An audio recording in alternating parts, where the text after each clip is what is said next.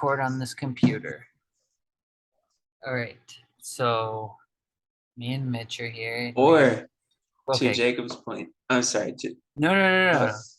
You were No. introducing it. Oh, I just say we're going to talk about Ecclesiastes, or we're hoping to. Yeah. And I was suggesting he started by reading, but then I remembered Jacob always picks on me for being surprised when he wants to start Bible study with prayer, which we used to do with Christian on Exodus. Yeah, we just haven't done that in so long. I hope he shows up tonight though, because it was a debate between doing Exodus or Ecclesiastes. It was when he was starting it. That's why I was like, we should probably invite him to this, but it's pretty last It's still minute. your favorite book, Ecclesiastes? Yeah. Is it yours? Or was it ever yours? It's the one I usually say when I'm asked, but I've been heard saying Job and Psalms. But Ecclesiastes is probably what most people would know as my favorite. That's right. I forgot you like the Psalms. That's weird that I don't really like the Psalms. I think what sold me on it was just the length. It's a very comforting length. You know, you can just get lost in there and wander around for a long time. That's true. Yeah, that's true. And they all seem like I don't want to say scattered, but it's not like like you can hit one. It's like cohesive theme. Yeah, which is nice. Mm-hmm. It's a book of poetry. Yeah. So what's your favorite psalm again? You've told me this before. Again, it's like I say 16, but it's like when you're reading through it, you're like, oh, this one's probably it. And then by the time you've gotten to the next one, you're like, oh, this one's probably it. That's fair. And so it goes. Yeah. So what? I guess we could start by praying. That would probably be smart, I guess. Especially since I haven't been I was just on the phone with Cal earlier, and then I was like, I gotta get off here now. I gotta try to act spiritual because I'm gonna. Did you guys pray when you were on the phone together? No. Not this time. I have before, but not. When you pray in general, do you pray out loud? I try to. Yeah, like even by myself, you mean? Mm-hmm. Yeah. I usually do. When's the last time you prayed with a person? Not for them necessarily, but like out loud corporately kind of thing. Oh. Or even quietly corporately. Quietly prayed for somebody? No, I mean quietly or aloud but in a corporate circumstance, like we're going to pray together. I haven't done that in a long time. I mean, I've prayed for somebody on like the phone, but I haven't like been in a prayer meeting in a long time. You don't feel awkward when you pray with others? Not as much as I used to. I don't know, do you? Often, yeah. I went through a whole year where I forced myself to pray for people. I think I told you this. I love this story. Yeah. So I think that story really inspired me. I think that got me comfortable with it. It was extremely frustrating year, but I need to do it again though. Like I really do, because it was one of it was extremely fruitful. Really good. I would cheer you on. It's good in every way, man. Except for, I mean, there was like a few times where people got mad, but that doesn't happen very often. One guy cussed me out though. It was kind of funny. Yeah. He was just a grumpy old man. But yeah, I think that kind of gives you it helps you be more comfortable with it. Especially when you're doing it in public like that too, like in a public place. And yeah. I've done some stupid stuff. Like not stupid, I guess, just very extremely out of character for stuff like that, because that's not like my natural character to do stuff like that, or to be extroverted. I guess I'd rather just not do that, not pray, especially not in public. But I don't know. So anyways, all that to say, yeah, I don't know. When was the last time you prayed in a corporate setting? Oh, tonight. Wait, some people from our church meet on Wednesdays. Oh, okay. That's cool. What do you pray about? Well, it depends.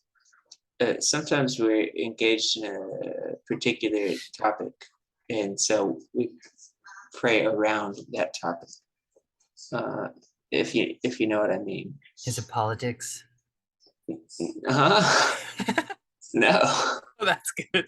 I don't think so. I can't remember the last time there was a prayer that was in regard to the powers that be. I don't think that would be unheard of. No, there's a verse in Timothy where churches, I think, often use it to pray for those in authority. Oh yeah, Yeah, so they use it to pray for it makes politics. sense. Just even if we weren't told, it would be like this just makes good sense. It seems to be praying about things. Yeah, usually it seems to be, I don't know. Well, I think I have a lot of sympathy for leaders in general because I hate leading. And so if I've ever had to do something, I'm like, man, those guys do not have it good at any level. Yeah. So sorry, I didn't mean to interrupt though. What was it? What was it about though? Your topic? It's just typically our conversation will be regarding whatever the pastor taught on Sunday.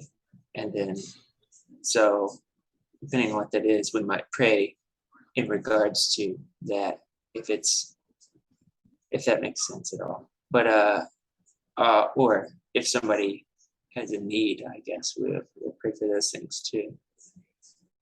Or sometimes I think we just do it as a, I don't want to say like a habit, but like an attempt at posturing, kind of like, do you know what I mean? Like I want to kind of like you would do with Jacob, like we're going to get ourselves in the right mindset. We want to leave in the right mindset. Yeah. And for me, I always think half the time we is a strong word. I don't think you do this actually, but half the time I go through my life just forgetting the way things are, or because God is invisible, you know what I mean? And so it's like, it reminds you that, oh yeah, he exists. Yeah. It's like the ruler of all. That pray without ceasing verse or Exactly. something. It's like, yeah, that's hard and in to do. all your ways acknowledge him. It's like always direct and like always. Yeah. So in that way, it's useful just to, I was like, oh yeah, that's right. Remember how things are. Yeah. So sometimes it is that sort of just traditional kind of, it's a tradition. Who's this? Is this your, wait, oh, this is Michael Robb, isn't it? Michael's iPhone. No way. Did he show up? What? We got to make him awesome. Pray then. Like Craig That's might right. show up as well too. He texted me back. He said he's at the store, but give him like 25 minutes. This is incredible. Yeah, this would be great to get his input on this stuff too. Wonder how his service is doing. It looks like it's having some trouble kicking up. There it is. I see the check mark. Audio check mark. Hey, gentlemen. Hey, brother. How's it going? You both look great. I don't have video on because I'm driving, but I'm delighted to get to be on the line with you. And thanks for the invite. How long have you all been going at it? We just started. We were getting ready to pray. We were going to try to look at Ecclesiastes tonight. Cool. I've got maybe 20, maybe 25 at the most minutes with you, probably closer to 20. And part of it will include a stop at a drugstore for children's medicine. But thanks for letting me be a part. Who's doing the praying? Well, you now. Yeah. Well, I got a quick question really quick. Is this children's medicine? Is this the little Flintstones candies? No, I wish, brother. All right. Well, you can pray if you want, or I mean, you don't have to. We're not gonna make you, but good. I'll pray for us, and hopefully y'all will pray along, and we'll see what the Lord does. All right. Join me now. Heavenly Father, we thank you for the opportunity to turn to you in prayer. We thank you that because of your only begotten Son, we have confidence that our prayers are being heard, that we are resting in his righteousness, that he has fulfilled the righteous requirement of the law. And although we are law breakers, he has paid our debt. And so we are made all clean. Thank you for your Holy Spirit who washes us with regeneration and renewal. We ask for renewal now, even as we attempt to dialogue about your word. We thank you that you've given us your word in our language in abundance. So that we have so many various and good and helpful translations that we might be eager to believe in minds that are able to understand.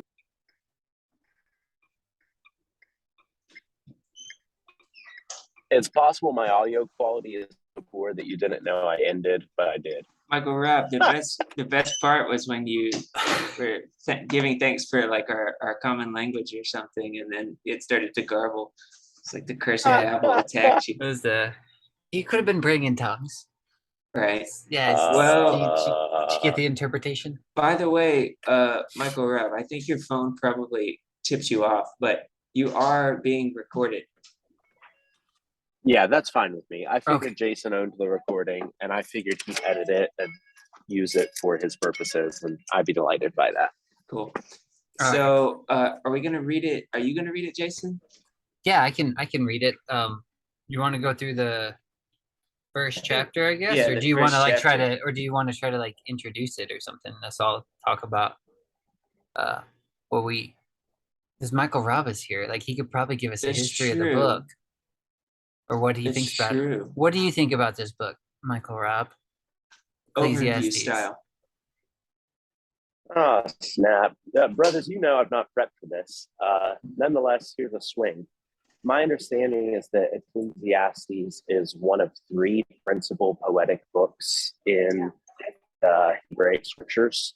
It's the one that is written to say how we ought to live. So all 3 of them are written with that in mind, but this one in particular says,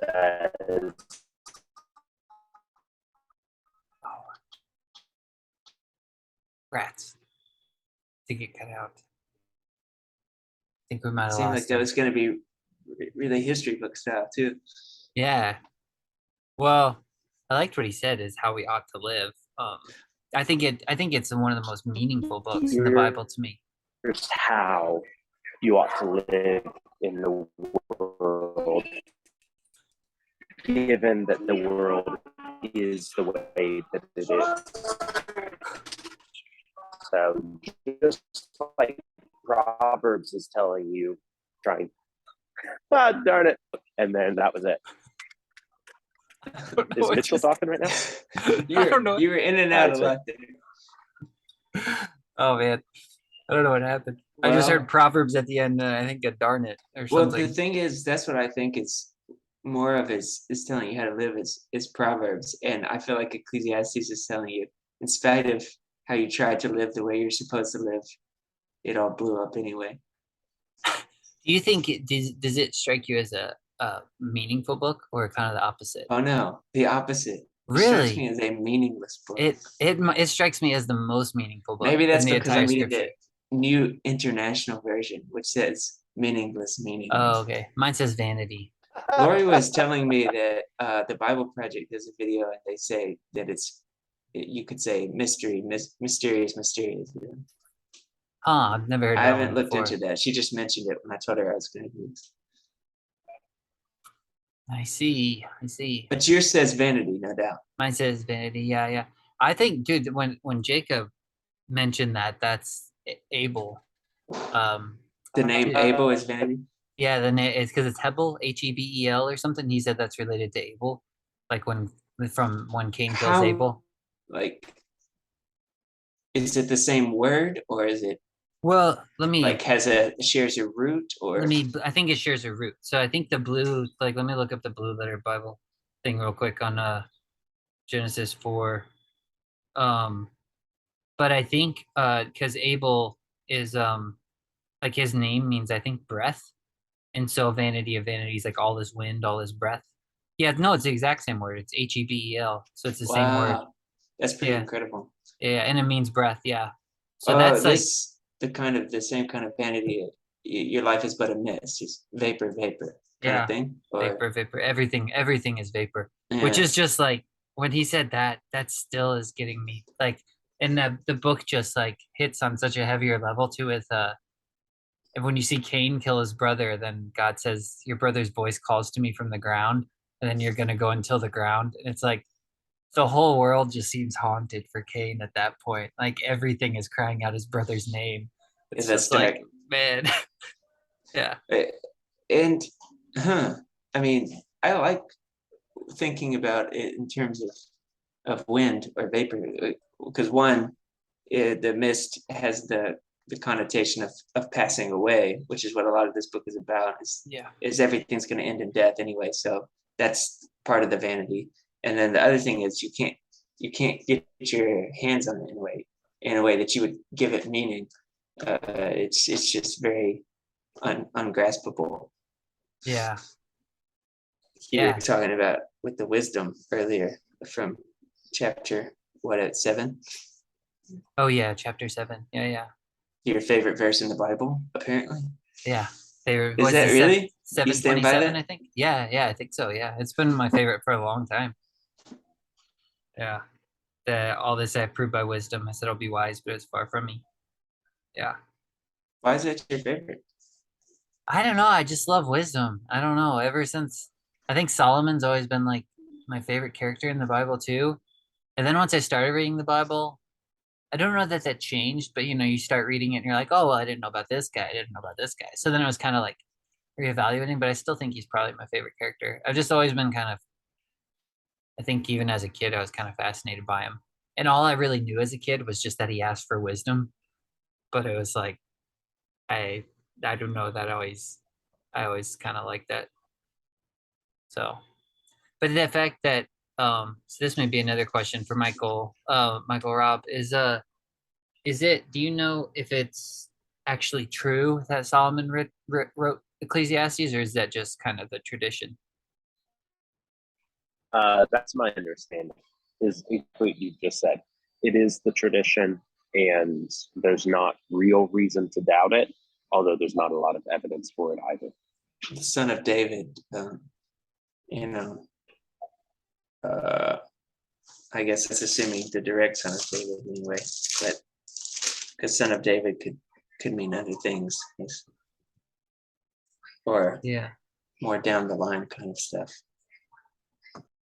Yeah. So do you have any other, since you'll only be here for a short bit, Michael Robb, do you have any other comments or anything you'd like to say, or should we just dig into reading the first chapter? If the audio holds out, I will make one more comment, and that is that Ecclesiastes teaches the Christian way to deal with the chaos and the suffering nature of life. We as Christians should realize that the world is not at all in our control, and we should rejoice and be glad because we worship the God who controls all of the world. That's spot on. That's why this is the proof text for Christian nihilism, coming soon to Amen. a Books A Million near you. Yeah, how's that going? You getting some of that done? No, I'm slow, but I'm thinking that as we go through this, that it's going to reinvigorate my writing. Good. Because when we talked about it earlier, I just did a quick browse, just skimmed it. And I was like, man, this is just chock full. I could see why I fell in love with it early on. I don't have a date or a time or anything but I remember first reading it in high school and just I can't even believe this is in here. What I'm reading is it's such a strange book, man. It's so strange. And it I don't know. It's interesting that sorry, go ahead. After you. No, here we go. Anybody that what? It's anybody that's feeling that sort of teenage angst. This is better than any emo genre music. It's an emo book of the Bible. Maybe that's why I like it. Because you had that phase. I used to be gothic in high school, for those who don't know. And still are to this day. Probably somewhere in my heart. But it reminds me, it's just interesting that it strikes you as meaningless because it used to that way at first, but it kind of strikes me as the opposite now. And it kind of reminds me of that verse, Colossians 3:2, set your mind on things above and not on things of the earth. That's kind of what the whole book seems to Well, be getting at for me. I'm sort of being tongue in cheek since my version said starts by saying meaningless. But Meanings. no, I mean obviously it's profitable for teaching, correction, Yeah. reproach, and training for righteousness. A whole lot. Yeah, it's very strange It's that they in some would. ways it's the most meaningful to me. It's one of the linchpins for sure because it's the intellectually honest person can say, oh yeah, this is where like all my rabbit trails have been ending in vapor, and now what? And then we get thankfully the conclusion of the matter. Fear the Lord and keep His commandments. And that's where all wisdom begins anyway. Yeah. It's Did you interesting. just tell me that the fear of the Lord is the beginning of wisdom? That's right, Michael Robb. Do you agree? Do you Good luck disagree? getting anywhere if you don't start there. Amen. I do agree. What's the interesting thing you were going to tell us? Interesting. Yeah, it's interesting that just that they translate that word that apparently is the name of Abel. It means breath. That mine would translate it vanity, and Mitch's would translate it meaningless. Okay, I don't think either is super accurate. I would think they would just say breath would be even better almost. Did you catch that, Michael? I mean, what do you think about the whole the name of Abel and translated as wind? Is that new stuff to you? So I've never heard the name of Abel before. I don't doubt that it is the case. It seems reasonable enough to me. But I have heard vapor, mist, vanity, mystery, and those I think are striking at it close enough. So I am happy to receive the translations that I have and to compare them. And I think that we are very rich as English speakers when it comes to Bible translations. Yeah, it tracks anyways. Like I feel like if it said wind or vapor, I feel like I would catch the drift. But I mean, I'm saying that from the purview of having already seen it. My whole life is a vanity, but Amen. Vanity of vanities. All right, should we dig in? Yes. Yeah, read us chapter 1. You want me to? Okay. All right, I can do it. All right. I have an NIV. It's that's no good. No good in it. It's neither Should I get the Passion Translation? Oh. All right. So I missed that. What was that? I asked if the Passion Translation was a real thing or if you were just making jokes. I was making a joke, but it is a real thing, though. Oh, yeah. It is. I mean, it's a real. There's books out there. I don't think they've done Ecclesiastes yet, but it's not really a translation. It's more of a paraphrase, but they call it a translation. But it's kind of like the Message. Okay. Except I think the Message actually is called a paraphrase, not a translation. But I don't know. Anyways, this is New King James. So the words of the preacher, the son of David, king in Jerusalem. Vanity of vanities, says the preacher. Vanity of vanities, all is vanity.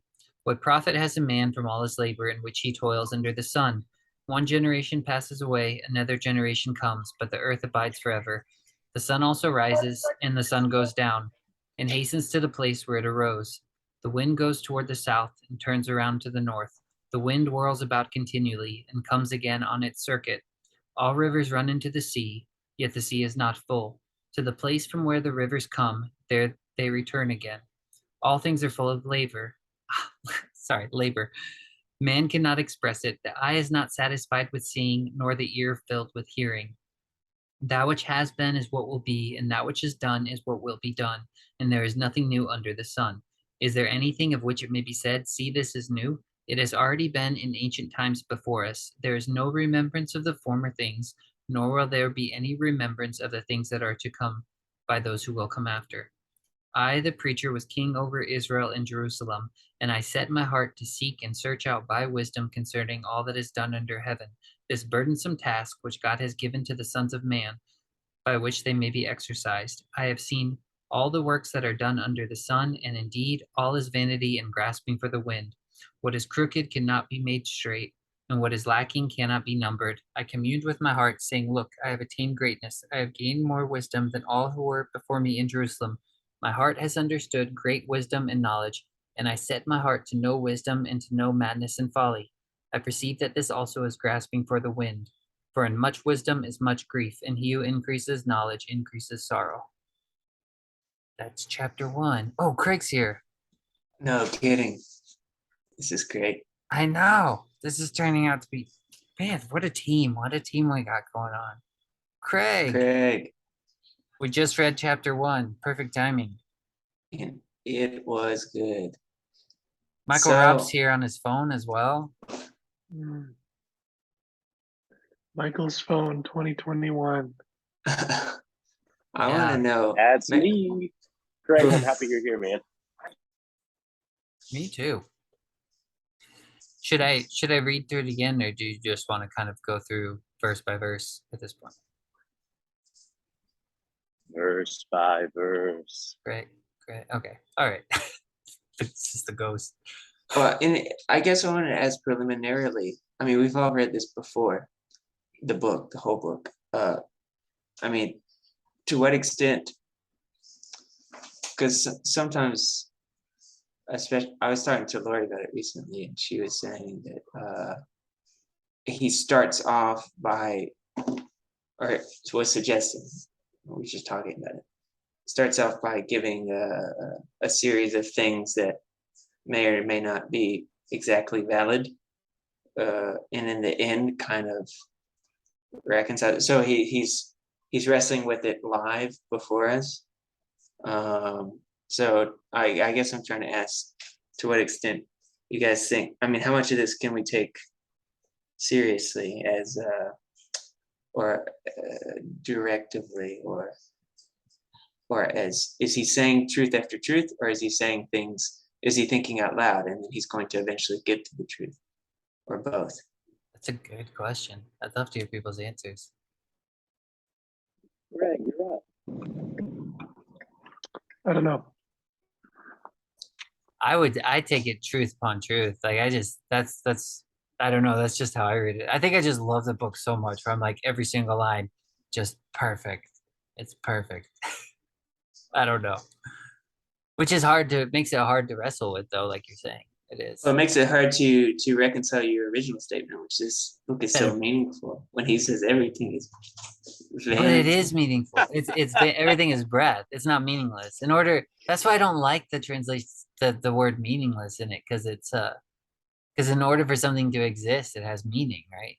I think the reason that they translate that is the way the rest of the chapter goes, where he's like, I tried this and it was worthless. The seas flow into the river and they never get full. I think that's what they're like, it's just vanity, because it was a contextual decision in the translation. Yeah, but that doesn't make it meaningless, right? See, I think that's where it doesn't lay out to me as even when he says, like, one of the most bleak lines, he says, it sounds the most bleak, because he says, is there anything in which it may be said this is new?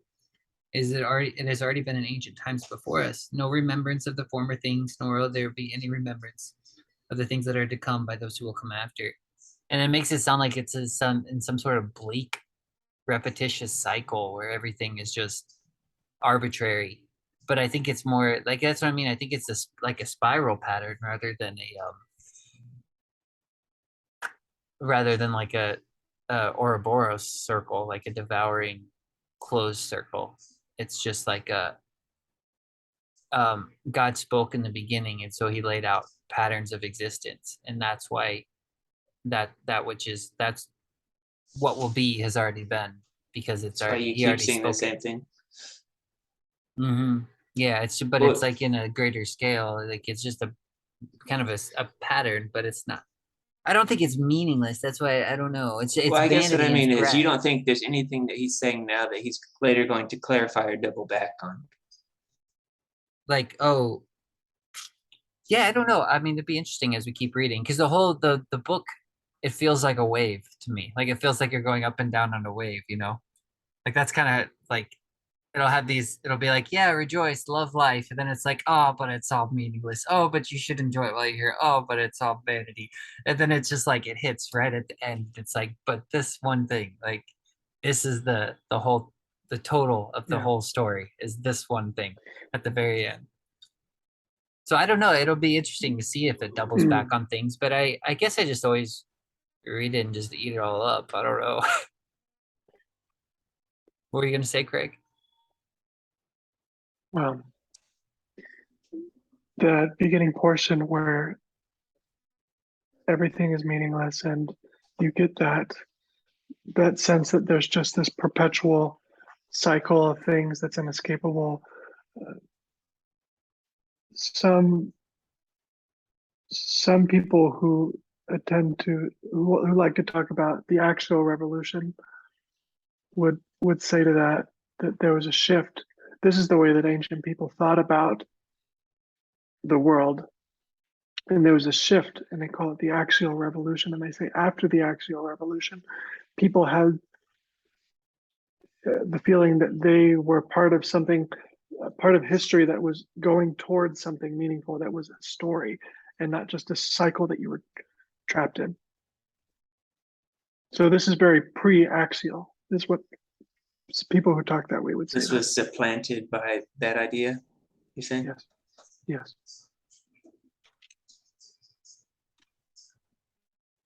So this is before, you're saying, but people would have viewed this as being, this is before people would have seen as being stuck in a cycle?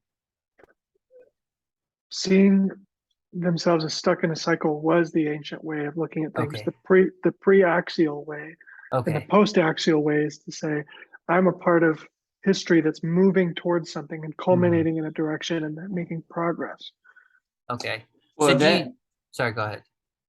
I was just going to say, I think that idea actually exists to some extent in this book. Maybe in Ecclesiastes, but certainly in the Bible at large, that idea exists. But it's, and this is why I keep trying to plug Christian out. It's as though we can't access that meaning per se. And we're sort of in a dependent kind of position. It's not as though we're going to get enough wisdom to arrive at what the meaning is over time, even cumulatively throughout history. In fact, the same things are going to repeat. And I guess this is contradicting the post-axial idea, but that things are going to repeat even as we get wisdom. In fact, it's going to complicate things further, such that we remain in a place of dependence for all time. But I think that the book, the Bible, does allude to that culminating meaning. It's just not something that we control or necessarily add to.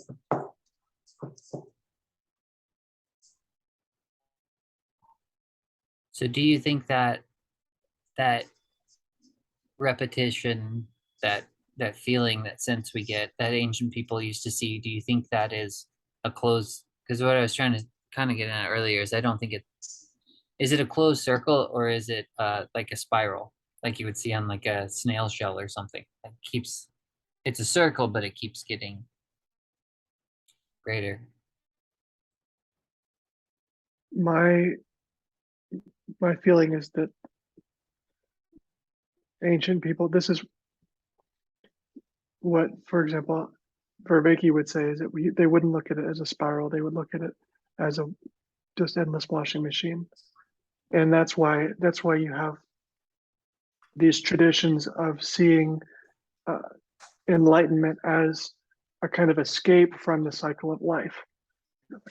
Types of nirvana are that you get to escape the washing machine and just be at rest and be out of it. I love how this book just squishes that idea. It's like, what happens to the wise and the fool? They both die. Again, I don't know if it squishes it, but it kind of tries to address it at least. Is Vervaeke keep going?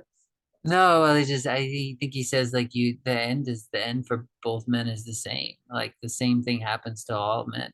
Like death comes and gets you, even if you reach this pinnacle of wisdom, you don't necessarily get out of it. It's That's what I had in mind. I was thinking Reiki doesn't surely think that death is the escape from the washing machine. He's thinking of an escape that can be had in this life. Yeah. No, he wants to protect and preserve the insights of the axial revolution. He thinks that we have actually lost them. Other people would say that too. He's all about getting back to the axial state of mind. But what we're reading in Ecclesiastes here is pre-axial. I'm going to differ with him on the notion that Ecclesiastes is pre-axial, but I agree that we are going into a culturally dominant paganism. I don't think we're there yet, and I don't think we're going to be there this decade or next, but it is a growing move that sees the pre-axial, that this cyclical without end instead of progressive chronology. And I'm going to agree with Mitchell that the Bible is certainly progressive in its chronology, and that humanity is almost a byproduct. It's the principal set of players because they happen to be the image bearers, but the whole nations are like dust on the scales of justice that God uses, and they are but a breath. So it's mostly a story about what God is doing, and it's comedy to the nth degree. It's not tragedy, it's divine comedy. Like, we're going from a state of good to broken to better than good. This is really good. That's the problem. no You said we were going from a state of good to broken. That's ironic, isn't it? He went to a state of brokenness. Just And I have a sense that this is just gold. It's vanity of vanities, man. He was trying to prove a point. All those vanity. Wow. Yeah. Michael Robb, did it clear up? So, yeah, I don't know. Craig, I have a question for you too, though, because we mentioned this right before you got on Also here. may have gotten a lot. There we go. It's back. It's a shame. Michael, can you hear us?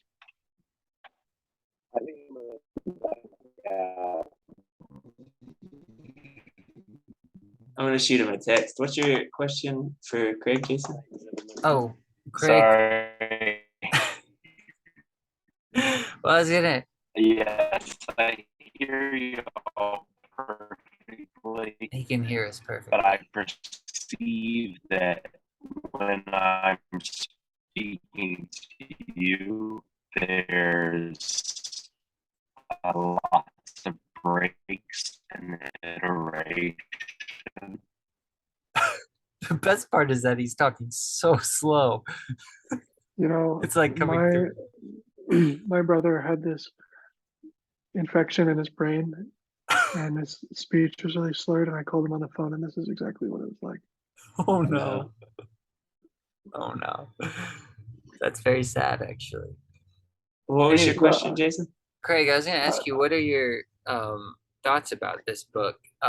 Because right before you hopped on, Mitch, I said that my thought was, I thought this was the most meaningful book of the Bible, or it seemed to, but then Mitch said it was quite he said he's always got the sense that it was the opposite. So I didn't know what your thoughts were on that. Well, I don't have any strong opinions about that question that I want to put forward. I'm going to remain neutral on that. I'll go ahead and agree and disagree with Michael. Well, he's not here to defend himself, but I agree with him. He was saying that Ecclesiastes is post-axial. It sees it doesn't have that washing machine format. I'm going to disagree and say what we're reading here in Ecclesiastes 1 seems very post-axial, very circular, and very despairing about the circularity. And hoping for progress instead. I think it's because I think it's resigned itself to the circular, and it's saying, in spite of this circularity, we need to then do this to do X. Right. Well, the emphasis on the circularity is what made me surprised that it seemed like Michael was disagreeing that it was post-axial. I don't know if he was talking, or sorry, pre-axial. I don't know if he was talking about this chapter or the entire book. Maybe the entire book is progress oriented, but this chapter 1 seems very circular. Well, the library it's contained in is certainly progress oriented, but what he said, I think about, he sort of, I think, was trying to help me out and rephrase what I was trying to say, was that in some ways humans are both main character and byproduct to the whole thing. And so it's best to almost kind of start with this resignation that everything, if we're intellectually honest, is going to arrive to us as chaos. And as smart as we get, as much wisdom and knowledge as we get, as much as we try to sink ourselves into toil or pleasure, it stays that way. It stays meaningless. And so the only thing that's left to do is to fear God and follow His commandments. Which That's even that. This is your personal conviction, or are you saying that's what is in the text here? Yeah, that's what I'm saying. I believe it's here.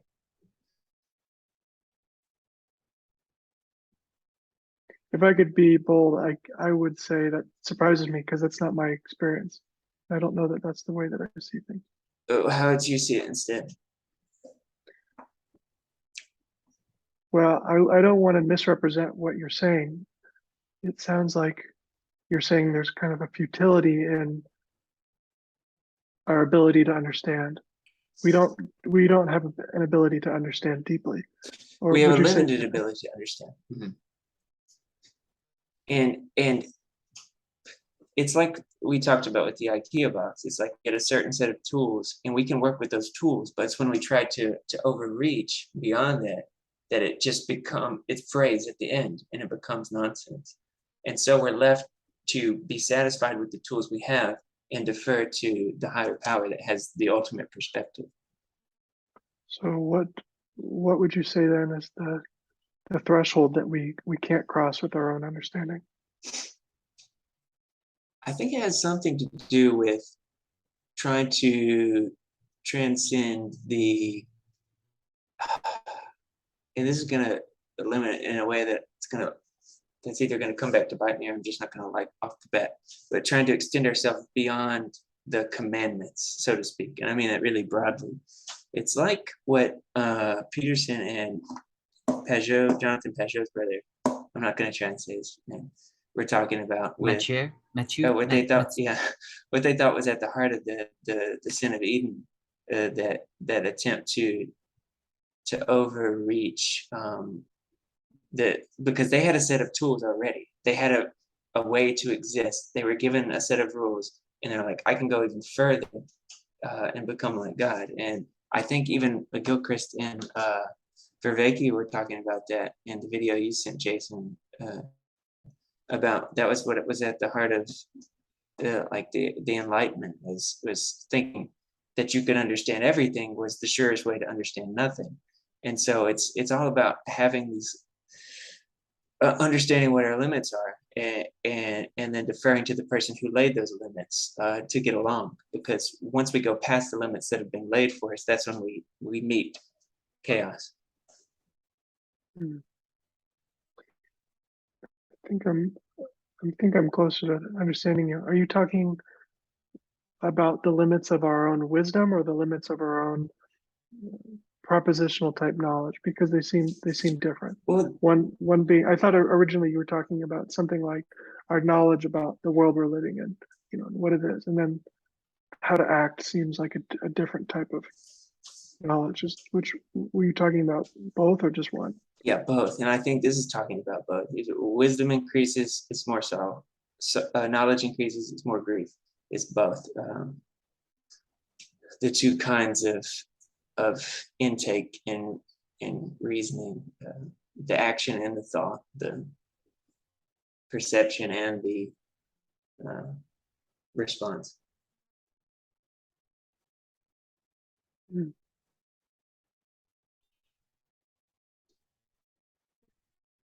How is it? I'm trying to be with you. I see why you're saying what you're saying. What's our signal to know that we're going beyond the barrier of what's wise for us to make judgments about? Well, that's an ongoing.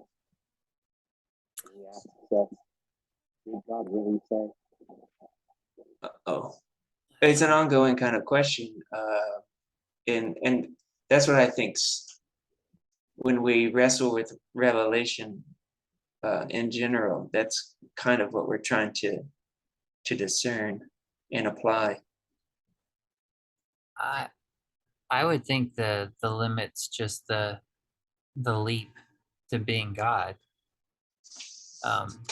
To saying I mean, there's a difference between saying I know and I'm all knowing, which I guess they're not far from each other though. And I think that's why that seems to me to be the limit, is when you're like you said earlier, I'm trying to think of the right way to word it. You said earlier, the fear of the Lord is the beginning of wisdom, right? So in that sense, and that's why, like, when George MacDonald, when he was talking in Lilith, he meets the little ones and they're just little kids, and one of them is this girl, and he says she's full of wisdom and empty of knowledge. And so it's like you can meet children like that, and they don't have a bunch of knowledge, but they could still be full of wisdom, because it's not that it's not related to knowledge, but that's not what it's about. It's about it's almost about your spirit that you hold that knowledge with or something. And so even if you had, I mean, I don't even know what the limits of knowledge would be, but you're the most knowledgeable person in the whole world. It's just that if you keep a fear of God, and that's what it's like, a womb, you put all that knowledge in or something. Like you're putting all that knowledge into this womb of a fear of God, and it keeps you humble. And so you're not making that leap of saying I'm God. Because to me, that's the leap. That's the limit. It's like you don't put yourself as God in the heavens. Like there's another As Cities Burn song where he says, "This is me at my darkest, looking down from my tower to heaven." So he's like, I'm not only like I'm above the heavens at this point, and I'm looking down to them. And that's my darkest state, is like when I've exalted myself up there. I think that's a great answer. Yeah, and every time that,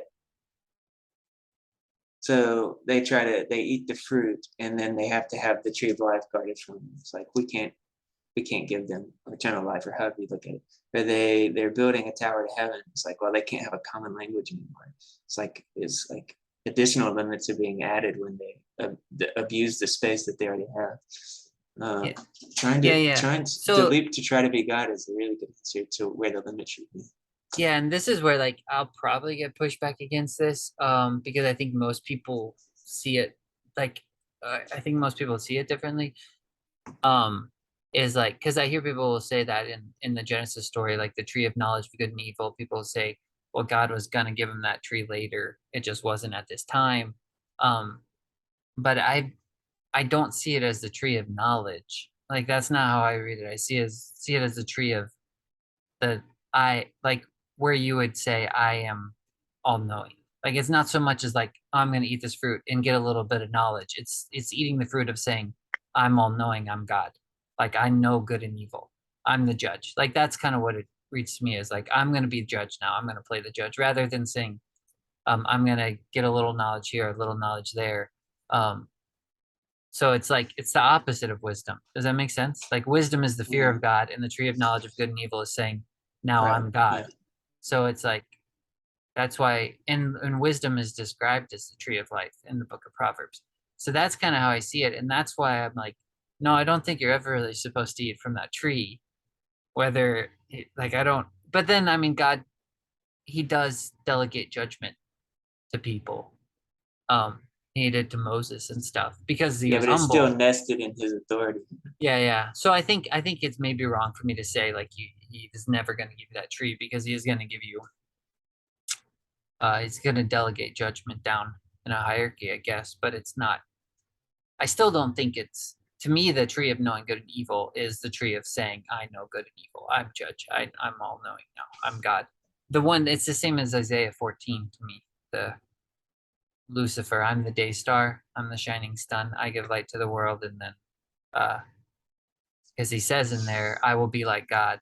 And that's the same thing it says in Genesis. Eat this fruit, you'll be like God, knowing good and evil. Does that make sense? Mm-hmm. Yeah. So I don't know. That's but yeah, I mean maybe but I like I said, that's probably I feel like that I'd get pushback against that though, because the tree in Genesis, I don't think it's usually seen that way. It's usually seen as like just a tree of knowledge or something like that. Yeah. But back to the original question, I don't think there's a limit to knowledge. Like I think knowledge is just otherwise you wouldn't continually seek it. We wouldn't even be having these conversations. I think there's just you can keep getting knowledge, but the where it goes wrong is when you make that leap. And it's not even like because you can keep getting knowledge, an infinite amount of knowledge, but it's when you say, I'm God now, you know. That's when it's wrong to me, I guess. I don't know. Yeah. In a smaller scale way, you could say that's when you cross set boundaries or boundaries that he set, which is anyway.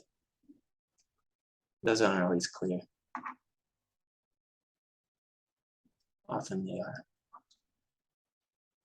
What do people gain from all their labors under the sun? You know, I wonder if there's a kind of contentment that's actually wrong. Because I was thinking, well, maybe not everybody's so bent out of shape. Well, maybe not everybody's so bent out of shape of their temporalness that they're temporary. Like, yeah, I'm gonna die one day. I'm gonna enjoy what I have while I'm here and do good on His word. Is that a wrong kind of state to be in? That you would die and end, like terminate, and be okay with it? Like to think about your own mortality? Is that what you mean? No, to think about it to the nth degree, like, and be cool with it. Like, I'm gonna die and I'll be dead. Like, I'll be gone. I'm not thinking about afterlife. I'm like, I will be dead, and that's cool. Oh man, I'm happy. I'm I happy for the 75 years. I want to hear your guys' answer because I'm totally like that. I think about that all the I time. don't think you are, because I think you're very afterlife oriented. Oh, okay. So you mean like just okay? Yeah, I'm so no talking like afterlife. death. Like, I'm cool with dying. You know, I'd probably disagree. It seems like the impulse in myself to want to continue forever is kind of a greedy one. C.S. Lewis has this quote. He says, "You know, nothing's meant to last forever, much less a world, even much less a man." We're here for this bizarre ride for, as long as we happen to be, and it's a profound privilege as far as I'm concerned. And if I get what I get, then that'll be enough. What do you think, Jason? You think that's a wrong mentality or a good, healthy mentality? I mean, I think that's probably good. I mean, I don't think even our ideas of heaven, I don't think it's to live forever. I mean, I don't think it's a self-seeking. I don't think it should be a self-seeking endeavor of yeah, because I mean you could I mean you could exist forever in horrible states too. So that's not what it's about at all. But there is a kind of a terror that comes um with the I guess the idea of being forgotten in a way, I think. Because then you kind of cease to exist, I would think. Well, I struggle with that one because I guess it's just a product of being conscious that you would want to be remembered after you were actually dead and could no longer perceive anything, like that it would matter to you. It wouldn't. I mean, I think it's caught up, and this is why I have a hard time, I think, with Craig's feeling about it, because I don't even know if we. Oh, it's actually like what we talked about, Craig, at your before your wedding about the can we even, or you guys were talking about at your party before that. Can we even fathom non-existence? And then can we even be okay with something that we couldn't fathom? Like, is it in Ecclesiastes that eternity is written? He's put eternity in the heart of man. And I think it's something like that. I think everybody, like at their core, deepest level, like wants to continue. And I don't think like the legacy argument is enough, because we like a legacy to the extent that we're thinking about it, that we're conscious about it, and that we can enjoy the thought of it. But I mean, it means nothing to us if we're actually dead, if we cease to exist. I can It doesn't imagine a matter lot if of we're forgotten. circumstances. You can what? Sorry to interrupt. Go Okay. ahead, Mitch. I'm sorry. No, I was done. I can imagine a lot of circumstances where I wouldn't want it to go on forever. That's true. So, but even then, yeah, you're totally right. Well, I don't even think being like remembered as in like leaving a legacy necessarily, but just the idea of being forgotten when you're talking about consciousness, it kind of means like there goes all relationship. Like there goes so then you cease to exist in a way. Or if it's just you in existence, like you have nothing, it's just yourself. You're all alone. Like does that make sense? Yeah, but like you're not even remembered in a dream. You're just some like that to me is like, and who cares? But you would care if you're out there. If you're out there, only if you exist. But if you're dead, then you don't care if you're forgotten. If your pictures are everywhere, or if nobody even dreams about you, it doesn't matter because you don't exist. I don't think anybody. Craig's point is a very good one, that if your existence is just completely horrible, then of course you want it to stop. Well, that's how. I mean, I can completely relate to that because that's how that pain was when I had that pain. It was like I would rather not exist than be tortured. Like it was like this is torture. It was literally torture every night, and it was just dreading nighttime because I knew it was going to come again, and it was just going to torture me. And it was like it would be better to just be dead. Lori is reading Man's Search for Meaning right now, and she was saying this one quote stood out to her, which was, "You'll do anything to survive." Like, and he was saying the best of us weren't the ones that survived. Some people are just the opposite. Would do anything to stop surviving. Would do anything. Yeah, that's true. People terminate themselves. Well, it's a matter of what you're made of, and it's a matter of what you're experiencing. Do you think there's people do that without do you think they have an inner intuition, Craig, of some sort of afterlife, or are they really trying to just cease to exist completely? Do you think? Because I think in my case, I think somewhere deep down, I mean, I obviously it wasn't that hard to find because I've always been a Christian. I always believed in an afterlife, but like even I mean, I think that would be embedded there, but do you think there's people that are just like, I don't even want an afterlife, I just want nothing? Well, I don't want to be morbid, but I don't think you have to work your imagination that hard to imagine the most life-loving person you imagine in a situation where they don't want to be alive. But his point is a good one because his question is a good one because it's like even the person who wants to stop being alive, do they merely want to stop having the life they're having and supplant it with another one that they hope will be better? And it may be that they don't think it all the way through, but I can't get off this idea that that every person wants to live. They may want to live without their current circumstances. They may find death to be a possible door out of their current circumstances. It seems to me that everyone actually wants to exist. And again, it's like the question that we can't really answer. Can you imagine what it's like to not exist? And if you can't really imagine it, can you actually desire it? So I'm betting if I had to lay it on the table, I would bet that everybody wants to exist, bone deep, like at their core. But I think that maybe comes in the package, but I'm just betting. You know, it was a while back we were talking in the Signal app, and the word I used was apathy. I think Luke Thompson said indifference. And we were talking, I think, about depression. And I was like, I think that's the closest you can get to it. And to maybe even to non-existence is because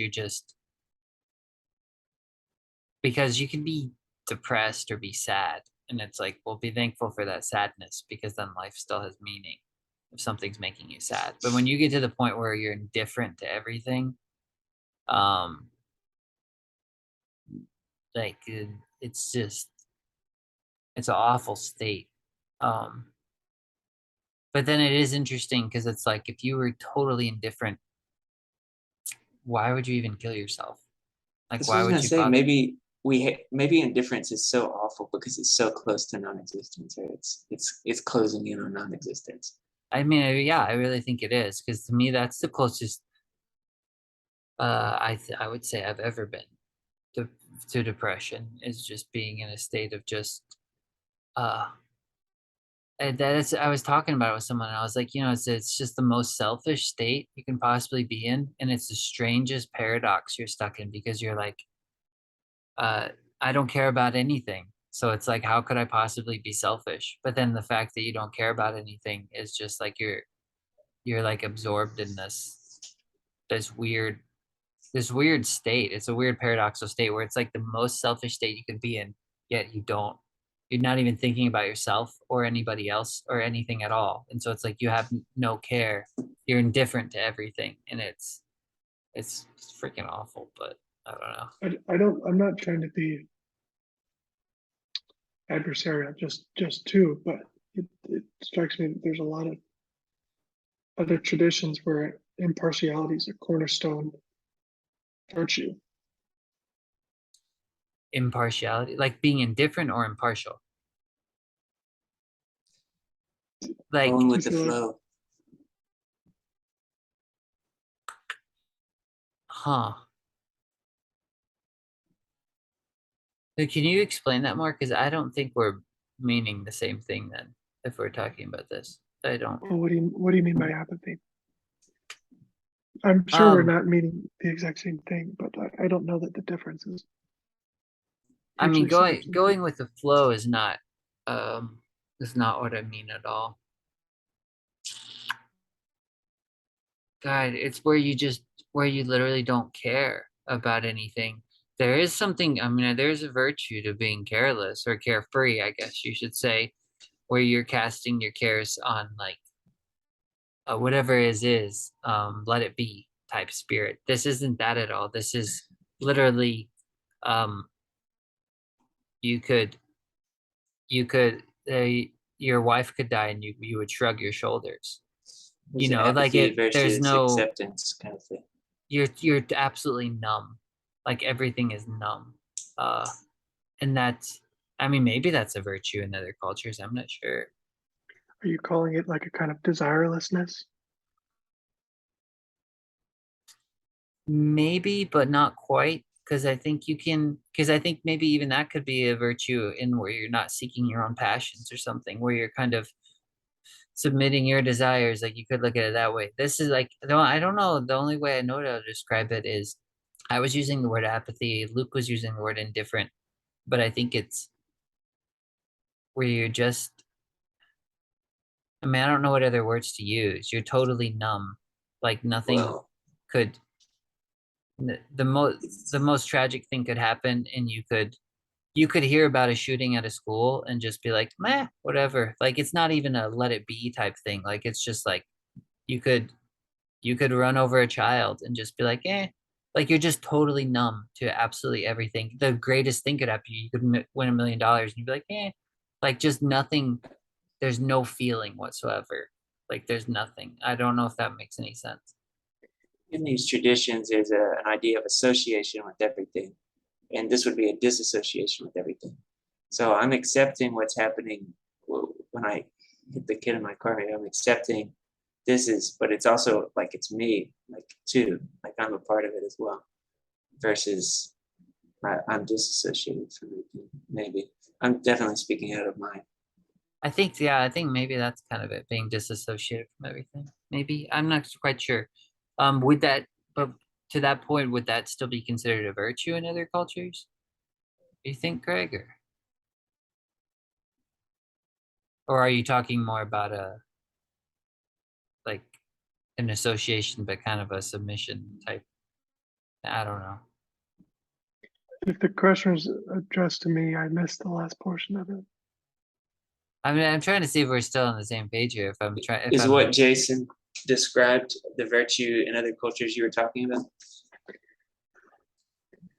Well, I suggested desireless because desireless is specifically stated as a pathway towards understanding in many cultures. So I'm only saying what I'm saying because you guys said things confidently that struck me as not really plausible to me.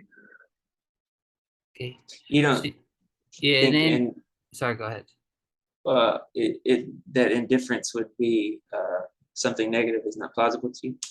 Well, the first thing was that everybody at their core wants to exist, which is hard for me to believe because there's 100 people every day who don't believe in an afterlife. They believe that when they die, they cease to exist.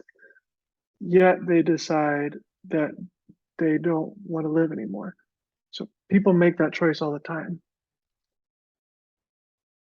Yeah, yeah. Well, I would make that choice immediately if I didn't believe in an afterlife. I'd be like, screw this, I'm out. You know, like if it was that doesn't shock me as strange at all. Um, yeah, that doesn't shock me as strange at all. It still strikes me as selfish, but which Yeah, is a really hard thing for me to say and really mean. It sounds like, but um, um, I don't know. Mitch, he left.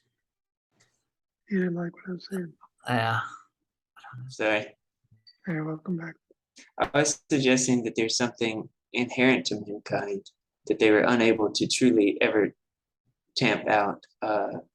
So such that even if they would say, I don't believe in an afterlife, that they can't imagine not existing. So they can't really want it. They only know existence. And so that's their aim no matter what. How do you account for the fact that I hear what you're saying and maybe there's something in it I'm not appreciating? How do you account for the fact that, there's probably, I would imagine in the ballpark of a couple hundred or 100 suicides every day? Mm-hmm. That's what I was saying. These Certainly, are uninformed events. Well, there are people who likely at least some of the hundreds every day don't think there's an afterlife. They think they won't exist, yet they choose I don't want to exist. That's the part I'm saying, is that they don't think there's an afterlife, or that you're saying that they don't think there's an afterlife, so therefore they're choosing non-existence. Well, you can't choose non-existence because you can't fathom. And so what they're Goes up. actually choosing is they're not of mind. And that's a pretty big assertion, but I guess it's the one I'm making. What was the last part? What they're actually choosing is it cut out for a second. If they say they don't believe there's an afterlife, then Yeah. what they believe that they're doing is voluntarily choosing non-existence. And I'm saying, because they can't fathom that, they can't actually choose it. There's something in them, whether it's suppressed or not, that's saying, I'm actually entering into a different mode of existence. Whether that's top of mind or front of mind. I mean, I know this. Yeah, I'm feeling insecure in my assertion, but it's the one I'm making. No, it's okay. It's okay. You're not. Nothing we're saying here is, definitive. We're just trying to talk things out. Oh yes, it is. It sounds like you're saying that they don't really believe that they're gonna not exist. Yeah, and which is awkward. I don't think that a person is capable of believing that. Like, I don't think, because you cannot fathom non-existence, and you can't believe that what you think of when you think of it, non-existence, is another mode of existence. Yeah, I can see. I get people what you're saying. talk about this really plainly. They talk about the experience of being asleep. They say, before I was born, I don't remember what that was like. I imagine it's going to be like that. Yeah. And that's a kind of non-existence that, I don't know what non-existence would be like, if in fact that's something you can't experience it, but they certainly. It won't be like anything. I'm comfortable saying that they have a grasp on the idea of not having any more experience. I don't think they can have a grasp on the idea, but that just may be where we. Well, we all do, because we all didn't. There's all a point for all of us where we didn't exist. We were before we were born. So like the womb, which like makes sense, like when you compare the womb to the tomb type thing, and you just go into sleep again. Even like, for example, in the 1700s, I didn't exist, and I can. You can imagine that? Well, I can imagine people walking around without me existing. I believe that time. That's what I'm saying. What you're imagining is existence. I mean, at the end of the day, you can't imagine a thing that can't be experienced and that you've never experienced. Well, this just feels like a definition game, because it's a trap. People can say, I'm going to be confident in this one. People can say, I don't want to keep having experiences, right? And that's certainly something you can say, that they can't simulate the experience of not having an experience, but that doesn't mean they can't desire that. They can't desire to stop having experiences. Again, I think what they're capable of desiring is a different mode of experience. I think that's all that anyone's capable of desiring. I see what Craig is saying, though. It's just like going to sleep. Like, I could say, I really want to go to sleep and I want this day to be over, so I'm not. Yes. Yeah, but it's going into a dreamless sleep. Well, you're going into another experience. I imagine I'm not dreaming. I feel like it's so. I kind of.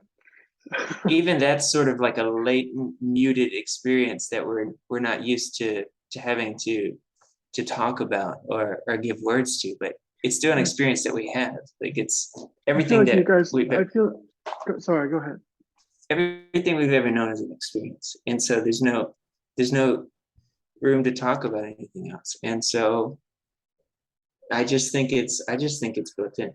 It's just a conviction I have. Rats. It's got bleak. It's got so bleak, guys. Yeah. I was gonna say, this is like my favorite book. It doesn't get me down ever. I always find it uplifting, and like I just like this book is just, and now we're just talking about killing ourselves and going into a dreamless sleep and being forgotten, It's the way of the book. disappearing. No, it's So not. this is a kind of, so let me, I don't want to beat this to death, but an argument you can make in favor of the idea that we can conceive of non-experience is that we have a word for it. If we couldn't conceive of it, we wouldn't have a name for it. We can't simulate our experience of it because by definition, there's no experience. So there's, like, I see that you can kind of appeal to the paradox that you can't experience, non-experience, but we can certainly conceptualize it because we're talking about it right now. We're transmitting that idea back and forth between our brains. I mean, I think Craig's kind of won me over because I kind of, I mean, I can see the desire of people wanting to be like, I just want experience to end. The time when I was in my mother's womb is just blackness and darkness, no memory, no experience. And so people are desiring that, and they can imagine that to the best of their ability and say, I want to go there again. But yeah, I do see what you're saying, Mitch, too. You're still kind of creating a scenario in your brain of a space that you think you remember, but it's like, but you don't have a memory of it, so it's kind of hard to really put your finger on. But I mean, I do see that it's "Sleeping Tight" by Lost Dog Street Band. It's such a relatable song, man. If I had one wish, I'd be sleeping tight. Yeah, I think non-existence has to do with that's a really good point. I think if I had to guess, I would think that we have that word. It's somewhere in our concept of gradations, and that you could turn the light way up or way down. And so we have an overstimulated experience, and we have a concept for that, and then we can like start to take out the stimuli in our brain. But I think it reaches a limit. Like it's like oblivion. The word is behind the concept because the concept doesn't exist. If it doesn't exist, I don't see how we can be in a position. What about what I have trouble seeing how you're holding a stiff position about it if we can't conceive of it. what about anesthesia and oblivion? Like, if you ever had to have surgery, do you remember? Because I don't remember anything. It was like going into oblivion for a while. Possibly we do remember it, and I sure hope not. God. we're not able to. We had an experience, nonetheless. We had a muted experience. We had an experience with less stimuli than we're used to dealing with. But when we name something, it doesn't make it a factor. It's probably a combination of other parts of our experience. This is what happens when we create fictions. We create a unicorn, maybe. We say, okay, well, I've got this one thing with the horn on his head. What if I stuck it on the horse? And so it's a combination of experiences we already have. And so that's why I say that non-existence, that we've named it, that we've thought about it, it's caught up in probably that we experience gradations of things. And yeah, if you crank it all the way down, we could say, well, that's like non-existence. I don't think it's almost like not existing at all. It's not a gradation because it's the word non doesn't imply like semi-existence, like it's existence and not like we do this when we were talking about indifference. It's negating being different about it. It's terrible. Right, but we talk about not caring. He's uncaring. Does he not care, period, or does he care at a very low scale? Right, but in our language about existence, we never talk about something that kind of exists. That's not a part of our vocabulary. Well, even talk, it's exactly right, because there is no such thing as non-existent. that Well, we could ever fathom. You know well, then what, Mitch? how are you making a statement about it if you can't fathom it? Here's a never mind. Sorry. Here's a I was about to say you're gonna end up reading a verse tomorrow that's gonna like slap you in the face if you're being hardline on something, but then I was like, oh, it's on the next page. Dang it. What is it? Chapter 4, verse 3. Oh no, this is gonna. Mitch, I love you, man. I'm not. The feelings being, mutual, brother. I need Unless you. your I need you to do translation this says for me. something else. I don't know. But better than both is the one who has never been born. Oh, mine says never existed, but Never sorry. existed. Yeah. But I don't know. Yes, there are things that don't exist, but you can't fathom it. You can't fairly fathom it to make a fully informed decision about entering into it. what do we mean by And fathom? and you What do we can't mean? fairly fathom it to the extent that you could not desire it. What do we mean by fathom? You can't want something that you have no experience of. You just can't. But does fathoming something, does that involve having an experience of it? So even if we arrive at a limit to our language here, like non-existence, the word exists because of a limitation to the language. Like there's no non-existence, but we're getting an idea here. So yeah, when I talk about fathom, I'm saying you can't conjure it to the degree that you could actually desire it. It just is a non-factor in your desires. If it was a non-factor, doesn't it seem more natural that we wouldn't have a word for existence at all? Because it wouldn't occur to us? Hmm.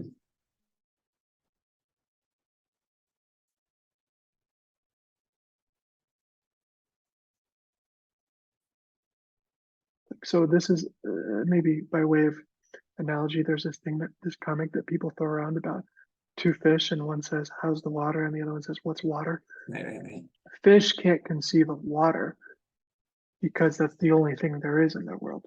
So I'm saying similarly, the fact that we have a word for existence signals to me that Possibly it has to do with the fact that we know of things that aren't.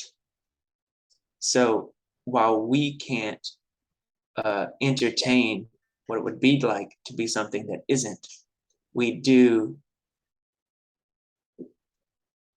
Yeah, even that's weird. I mean, it gets weird. That would be an interesting word origin study right there. Can you exist in a realm of possibilities? Even those, it just feels like everything is combinations of what you're experiencing. So that's where it gets tough again. When I say we can conceive of something that isn't, well, yeah, we can conceive of something that isn't yet, that there already is something of its ilk. So there's something maybe that we can conceive of things that are not yet is a way that we can conceive of things that are. But even the things that we can conceive of that aren't yet are only things that already are, so to speak, similar things. I want to know more about what you guys mean by conceive of. With I me, mean, you can I'm staying out of deconstruct, this. Craig, you can deconstruct any word, but you know what we mean when we say it, don't you? Well, I think I do, but then that's not the way you talk about it. Really? I mean, like have an idea of it. Like, for example, I mean, I can have an idea of an apple since I've experienced it in a way I can't have an idea of non-existence, which I haven't experienced. You can't, when you say I can't have an idea, the idea of an apple is different than simulating the experience of being an apple. I couldn't simulate it if I'd never seen it. That would mean you don't have an idea of it. Right. I can have an idea of it because I've experienced it, unlike non-existence, which I haven't. Let's say that again. I can have an idea. I'm so lost in space. So I was out of my depth when we started. I can have an idea of an apple because I've experienced it. I can't have an idea of non-existence because I haven't experienced it. so if you've never come across something like an apple, you wouldn't have the idea of an apple. That's right. So what does it mean that we have a word for non-existence and we have a concept of it? And when I say it, something comes into your head. Well, that was my theory about. So I know that there are apples that aren't currently. And so that's an idea of non-existence. Yeah, just like being a person that isn't. Yeah, I can't, I can have an idea of a person who isn't now. That's non-existence. But I can't know what non-existence is Right. like, period. This Even is a my little point about imagining an apple versus imagining the experience of being an apple. You're saying you can't simulate an experience of non-existence because it's a contradiction in terms. And I agree with Right. you. When you're simulating it, you're actually simulating existence. Again, a Right. different So kind of existence. I agree with you that you can't do that. But what I'm saying is we certainly have an idea of existence apart from simulating an experience of it. We have an idea of it, Of existence. Yeah, and of non-existence. well, we have an idea of it, but it's actually, the idea that we have of it is actually existence. Again, a different mode of existence. I want to re-invoke the fish and water thing. If all we could conceptualize was existence, it wouldn't occur to us. Like we wouldn't have a word for existence and non-existence. Yeah, we would, because we know of things that don't exist. But then if you know things that don't exist, can't you imagine not existing? You can't imagine the experience of non-existing. Contradiction Yeah, in terms that's again. off the table. Well, that's all I wanted to say. But you just said that you could imagine something that doesn't exist. Yeah. If something like it already exists. Like I can imagine. I know that there are apples that are not yet. So that's non-existence. I don't know That's if a I'm way to sold have a on. word for I'm it. not That's even. not caught up in experiencing. So mean, like the apple, you could imagine me not existing, or you could imagine a person that doesn't exist. I can imagine a person that doesn't exist yet. Yes. Because there are already people like them that exist. That sounds like you fathoming the idea of someone not existing. Yeah, this is what I'm saying. This is what I'm suggesting is a way that we can have the term non-existence and conceptualize it, even though we can never imagine what it's like. Right. I agree with you from the beginning that we can't simulate an experience of non-existence. Oh, that's what I mean. So all we have is existence. It's all we want. So when someone is making the decision to enter non-existence, they can't actually make that decision because they can't conceive of it. And so the only thing that they can do is really in their heart, even if they're thinking of it as non-existence, is choose to enter into a different mode of existence. Eternity's in our hearts, man. We gotta survive. That's what we want. That's my cat. She wants to die. Did you hear that? She wants to die? Is that what you said? She just moaned.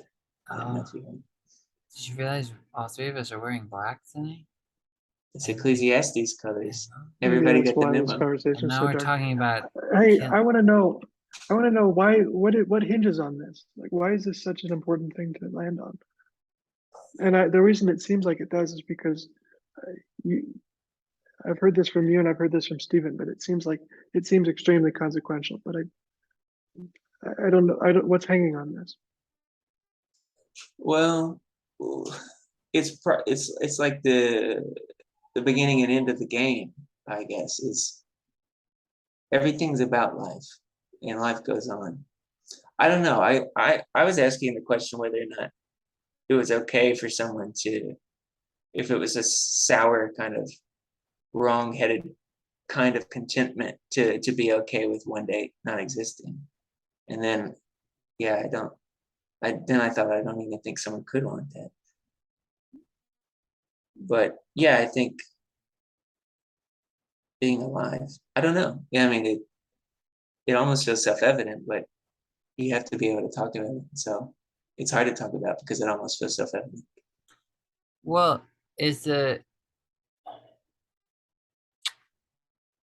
you're talking about existence beyond experience. So in that, maybe is that why you're talking about, Craig? It feels so there's something fundamental about it, or something. Why Mitch and Stephen are hitting on it to like this emphasis, because like a baby, okay, a stillborn child is like doesn't have any experiences, but it still has an existence or something like that. Would that be the importance of it? Because it's existence beyond experience. So it's still in a kind of in a state of oblivion. Its soul is, you could say. It has no memory, no future, none of that, but it still exists, at least to the parents. That's not what I had in mind.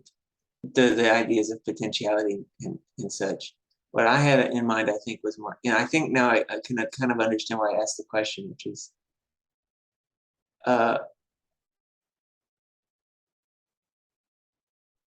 to stop short of, now I can't get at it, but to be okay with dying is like an anti-human kind of thing. Not to be okay with dying physically in this life, but to be okay with ceasing to exist as an individual seems somehow kind of anti-human to me. I don't know.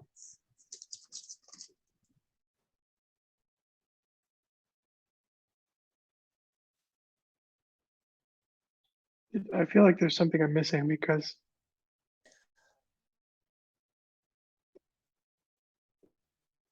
it seems to me like people choose this all the time. I don't want to go in circles here, but Yeah, I think that's just where we think about it differently. You think you're making an informed choice, and I don't.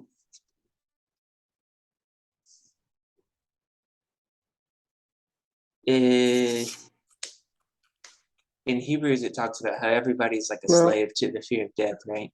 It's like it's the ultimate enemy. It's like it's the enemy to combat at every level. But it's not. It is, because It's your Jason, love. again, No, you're it's thinking. my Again, white you're lady. thinking. You're thinking about death that has something after it. But I'm talking about total termination, non-existence ending. That is the enemy. Atheist people talk about this all the time, like it's just something not to be afraid of because it'll be like nothing. It won't be anything. You won't, because you won't, if you're not going to be experiencing. This is terrible because I feel like I keep having to disagree with people's experiences, but I guess we have to do this all the time.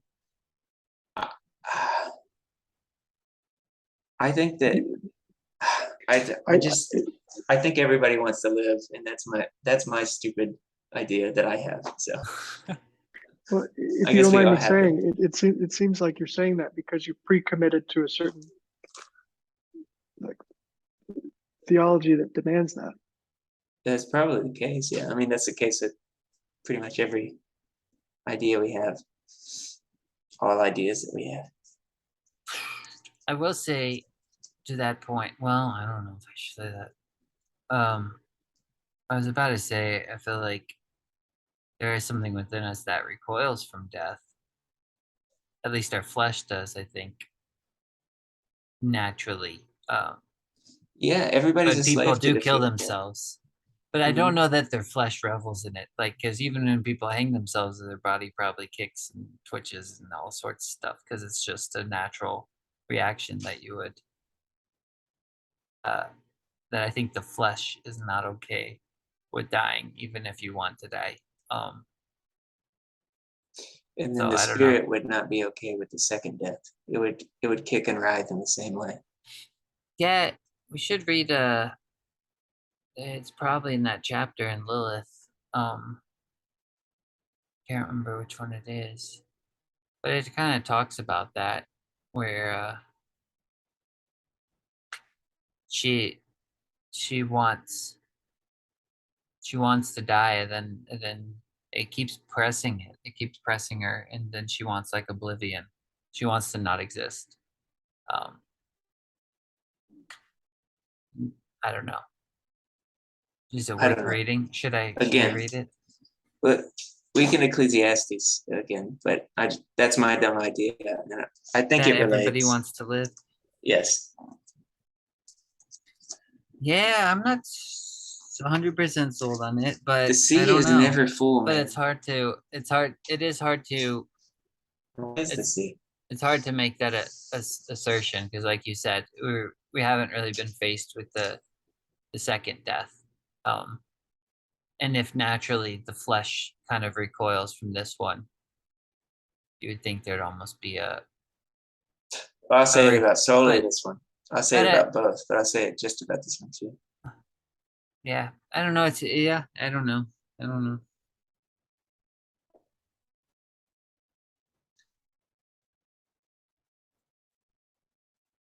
There's nothing new under the sun is one that we could talk about.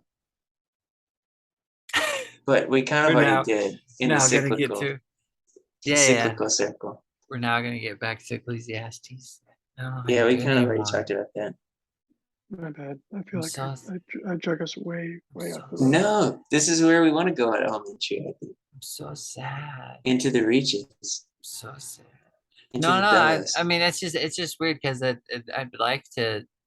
I mean, I don't even mind this topic we're on. It just seems like it's just kind of running in circles, and Yeah, and just I don't like- know. all of existence. Yeah, well, yeah. I mean, I think I'm more inclined to agree with Craig, but I don't. But I mean, it's like there is this. I mean, I agree with in the sense I agree with you, Mitch, is that I do think there's like a kind of a yeah. I don't know the right way to put it. Like a presumption to almost. I do agree there is a little bit of a presumption maybe to say we're trying to get at something we can't properly conceive of, even if we get glimpses of it, like I said, even in surgery or dreamless sleep or something like that. It's like there is a little bit of a presumption to associate that with I guess non-existence. But you kind of. I won't say anymore. You know what? You know what? Go ahead, Mitch. After you, Well, we learned some things. We learned that it sounds like we all believe that it's possible to conceptualize non-existence, but we don't think it's possible to simulate an experience of non-existence. okay, yes. I track you now. I get hung up on the this is conceptualized word. we've talked in the past about the difference between imagination and fancy. Or Yes. sorry, right, where the romanticists thought that fancy was to simulate to imagine yourself being like something. So that's a distinction that was reinforced and kind of made real again here for me, is the distinction between. No, I think it was worthwhile for sure. It's good for, anyways, it's good to think about this. What I just remembered, Jason, why I asked the question I asked at the very beginning about whether or not he was going to double back or clarify some of the things he said. And it was because, or whether or not he was thinking out loud in a way that was good for us to observe, but not good for us to observe, so to speak. And it was when he said, "What a heavy burden God has laid on mankind." I was like, wait a minute, that sounds like something Jesus said, except the opposite. wait, can you say that? What a heavy burden? Yeah, it's like, verse 13. this burdensome yeah, which they maybe exercise. Yeah, I wrote it. There's in a lyric I wrote a long time ago, Oh, and I really? said, yeah, well, it's something similar like that, and it said, love wasn't quite as light as they said, but came with a burden I didn't expect, nor did I reject, or something like that. But learn to accept as the portion of bread, or something like that I must eat and drink and swallow What are down. you trying to get at there? Because it was after my dog died, of course. So it was just like, love is like the lightest weight and the heaviest at the same time.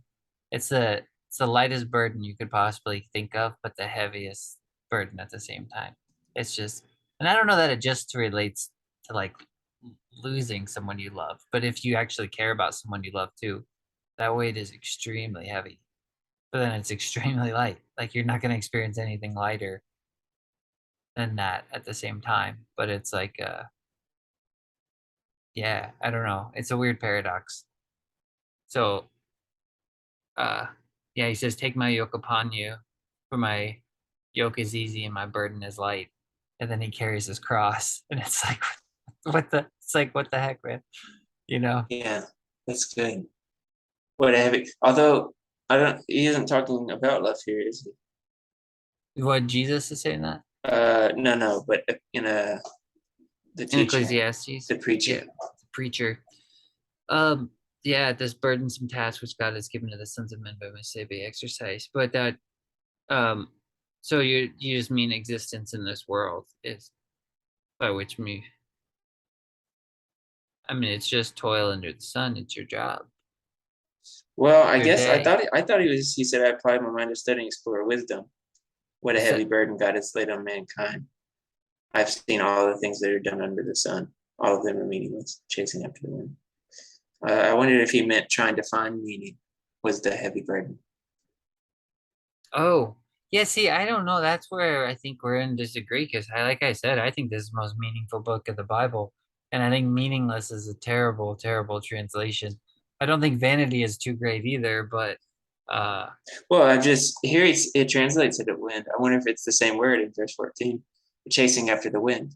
chasing So after the like chasing the after the wind, he says. oh that the let me look. I mean, I'm pretty sure that word meaningless and my word vanity is able. Yeah, but I wonder if in verse 14 it's wind, because anyways, he doesn't bring up meaningless here. He just says he applied his mind to study. Yeah, he does bring it up. All of them are meaningless and so does it say all of them are wind, chasing after the wind? I think it is that word all is able breath for chasing after the ruah or however you say it. All of them are ruah? All for all is vanity, all is meaningless, all is hebel, Hebel, able. Okay, so that's Like the Cain and same Abel, word that's again. breath. That's breath. But So all then is the chasing vanity. after the wind is ruah? Then the wind, the last word is and then this King James says and vexation of spirit. So chasing after the wind, vexation of spirit, vexation of ruah, like the wind. And that's Well, what anyway, that's Jacob what I said. meant. I just thought he wasn't, when he was talking about the burden, he was talking about trying to make sense of things. Well, I think there's no I mean, he gets at this in chapter 2 a little bit, right? As he says, like, even though I sought out all this wisdom, I gotta leave it to my son and that little, like, I could So just do be a you little think the shit, burden you know? is death? Or do Oh, you, the burden? Oh, yeah. the burden that he's going through? I just thought it was just your day. Like Job said, uh, God, it's just existing in this world. It's just being under the sun, I think, is the burden. Like Job said, what is it? Let me see, chapter, I think it's 7. Is there not is there not Yeah, a that hard makes sense. is there not a time of hard service for a man on earth? Are not his days like the days of a hired man, like a servant who earnestly desires the shade, and like a hired man who eagerly looks for his wages? So I have been allotted months of futility, and wearisome nights have been appointed to me. When I lie down, I say, when shall I arise and the night be ended? For I have had my fill of tossing till dawn. And then it's my flesh is caked with worms and dust, my skin is cracked and breaks out of flesh, and my days are swifter than a weaver's shuttle and are spent without hope. Oh, remember my life is a breath. My eye will never again see good. Yeah, that's pretty sad, pretty bleak. Well, we got to solve this problem, man, because what do you think he's saying when he's saying able, everything's Abel, yes, I'm not sure. I think that was Hubble. before Craig hopped in, but Jacob had pointed this out to me in this. I think this makes the book even better. But the word vanity and like meaningless is actually the word Abel from like the Cain and Abel story.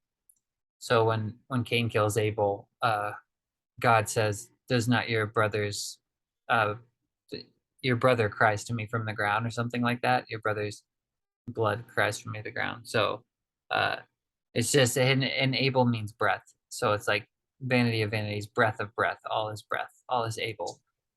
So what do you think it means in this context? Because I think vanity and meaningless are good. It makes sense, like with the rest of what we read. But what do you think it means, since you don't like those? I just mean, I think it just means, like when I asked Jacob that, I think it's the same thing that he said. It just means it's Abel. It's all breath. It's all fleeting. It's all that. And when he said, because I asked him, well, what's the difference between breath and spirit and ruach and wind? And he said specifically, Abel is the exhale. So you're saying it's not caught up with the sense that we're making of things, but it's more about that things are passing away? Yes. Yeah. Yes. Exactly. Okay. Yeah. Everything is like Dying, you can't grab everything it is with dying. your hand. Yeah. Yeah. You can't grab it with your hand. It's not that it's meaningless. It's not that it's pointless. It's not Is that it it's that you arbitrary. can't make meaning of it? Will you allow? You do make meaning of it. We all make meaning of it. You have to, or you don't exist, right? I mean, I shouldn't say don't exist, but we're constantly finding meaning in things. Like, I mean, even in fairy stories that feel like very ambiguous and arbitrary, we're trying to find a meaning in them. Do you think that? And there is meaning. And this again goes back to the question I was asking about death, because part of me was like, well, maybe that's a bad contentment because it's stopping too short. But that, here's what I'm saying. What if it's only breath? It's only, I think it's only meaningless to him because he's chased everything to its logical end, because he's been in such pursuit of wisdom, because he's been looking at everything under the sun. That's why it comes to it. If he had just kind of stayed in his lane, minded his own business, worked with his hands, then it would have made sense to him, because he wouldn't have never questioned it. But since he's been going around poking, looking under rocks, then when he gathered everything together, he's like, yeah, this is nonsense. Well, that's what I don't see. That's what I mean. I don't get that sense at all. That's what I was saying. I think that's just maybe different. Because, like I said, this is the most meaningful book of the Bible to me, and I don't get It's the very sense meaningful to me too. But I don't get the sense that the writer actually thinks it's meaningless. I think he just thinks it's fleeting. I don't think he thinks it's meaningless. I think he thinks everything's fleeting, and he can't. He's not God, so he can't lay hold to anything. Everything's fleeting. Everything's breath. Everything's going away. Even all the wisdom he gets, everything he writes down, all the proverbs, does all this stuff, and then he leaves them to his son. And it's like his son could just burn it all. Like he can't take it in his hand and be like, this is all the wisdom I have. Now I'm gonna force it on the rest of the world. It's like all I can do is just pass away and do my best while I was here. Impermanence. Yeah, something like that. Yeah. To where it sounds bleak, but it's like it rearranges your focus on life. It causes you to to wrestle with existentialism, I guess. I think he definitely talks about the fleetingness of life, but to me, I think the meaningless is a good translation, because of everything else. There's so much of this you could point to and say, well, chasing after the wind, that isn't fleeting. I mean, that just has the kind of sense of ongoing futility, just like the streams running into the ocean. It's ongoing futility. But then fleetingness is involved in this overall sense of vanity, but it's not the main crux, I don't think.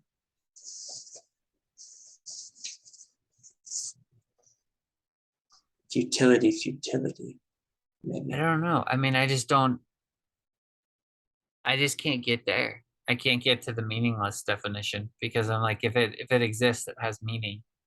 And if it didn't have meaning, I wouldn't go chasing it. Yes, it does have meaning. It does have meaning, but not to us when we've chased it to its full end. It's not to say that everything is meaningless point blank. It's to say when we're going around pushing wisdom to its limits and observing everything everywhere all at once, then to us it is meaningless. Craig, hop in here. I'm getting hung up. I'm not quite sure What is, I don't know. I was trying to understand just now, Mitch, if you were using the word meaningless to mean when you chase something to its end, it has no utility. I couldn't tell if you were talking about utility or not. hey, I'm not quite sure what you mean either. Futility. Maybe I said futility. I don't know, but No, what no, I'm saying. you said futility. I just thought I was wondering if you meant utility, like it's useless. Well, in a sense, like because it arrives to us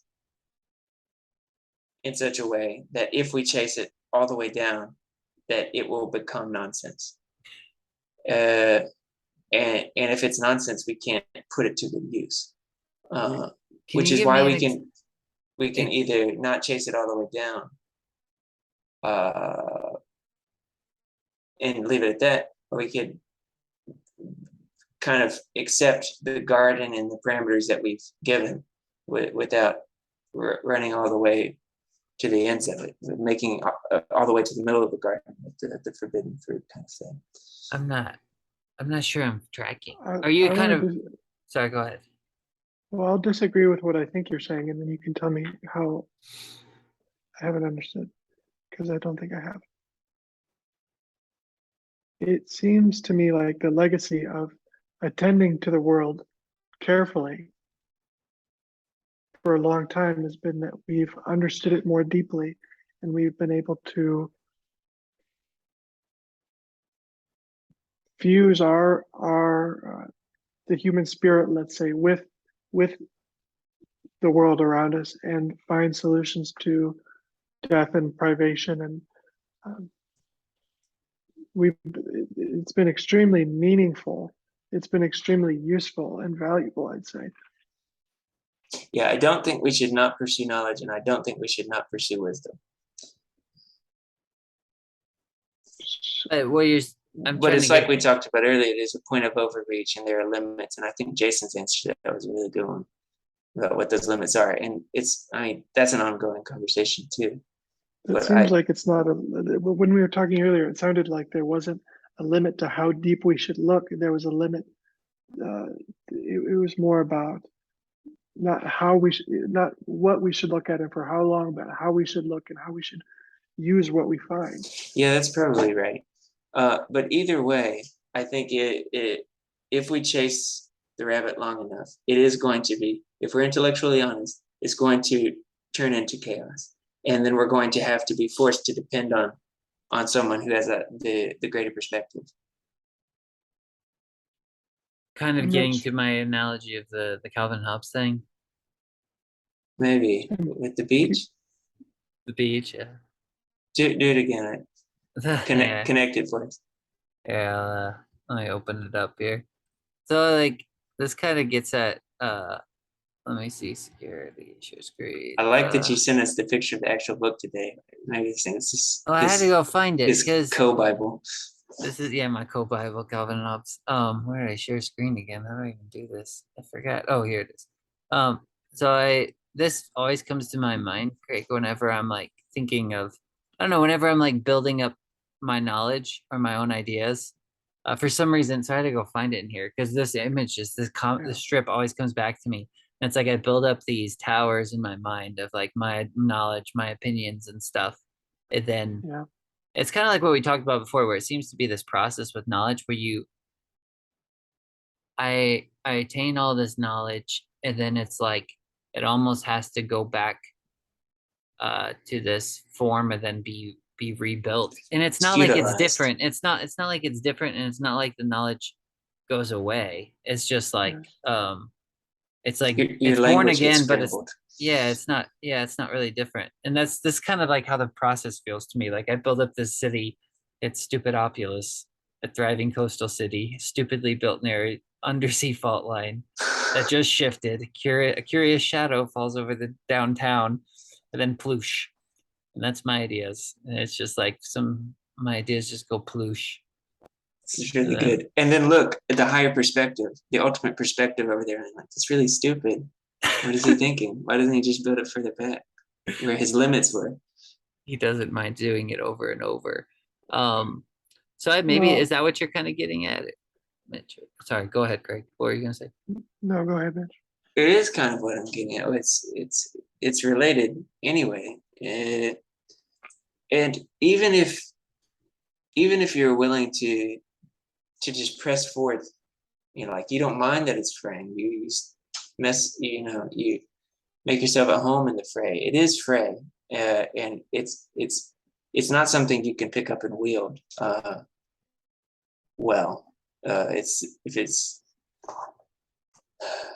It's not something you know how to use.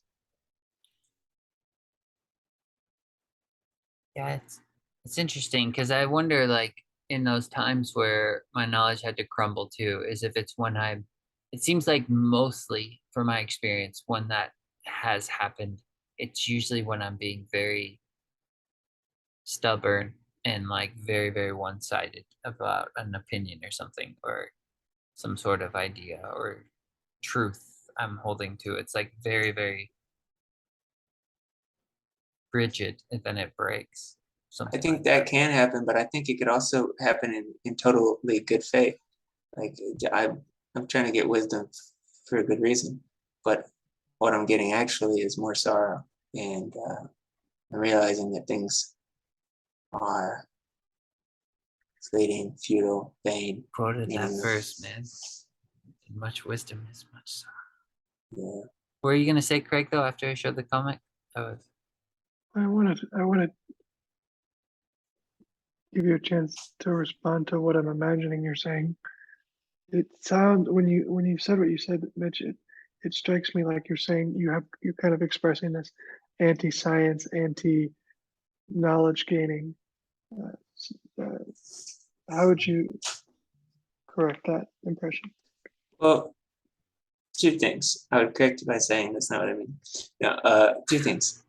The one is that you pursuing things to a limit you take for granted. So there's still a pursuit that can happen within that boundary. The other thing is, even in an unfettered pursuit, you are going to reach your limit anyway. And when you've reached that limit, it's nice to know what to do and how to respond. And how to respond is to defer to the ultimate perspective. Now, were you talking about the development of wisdom or the development of knowledge about the physical world? It probably would apply to anything.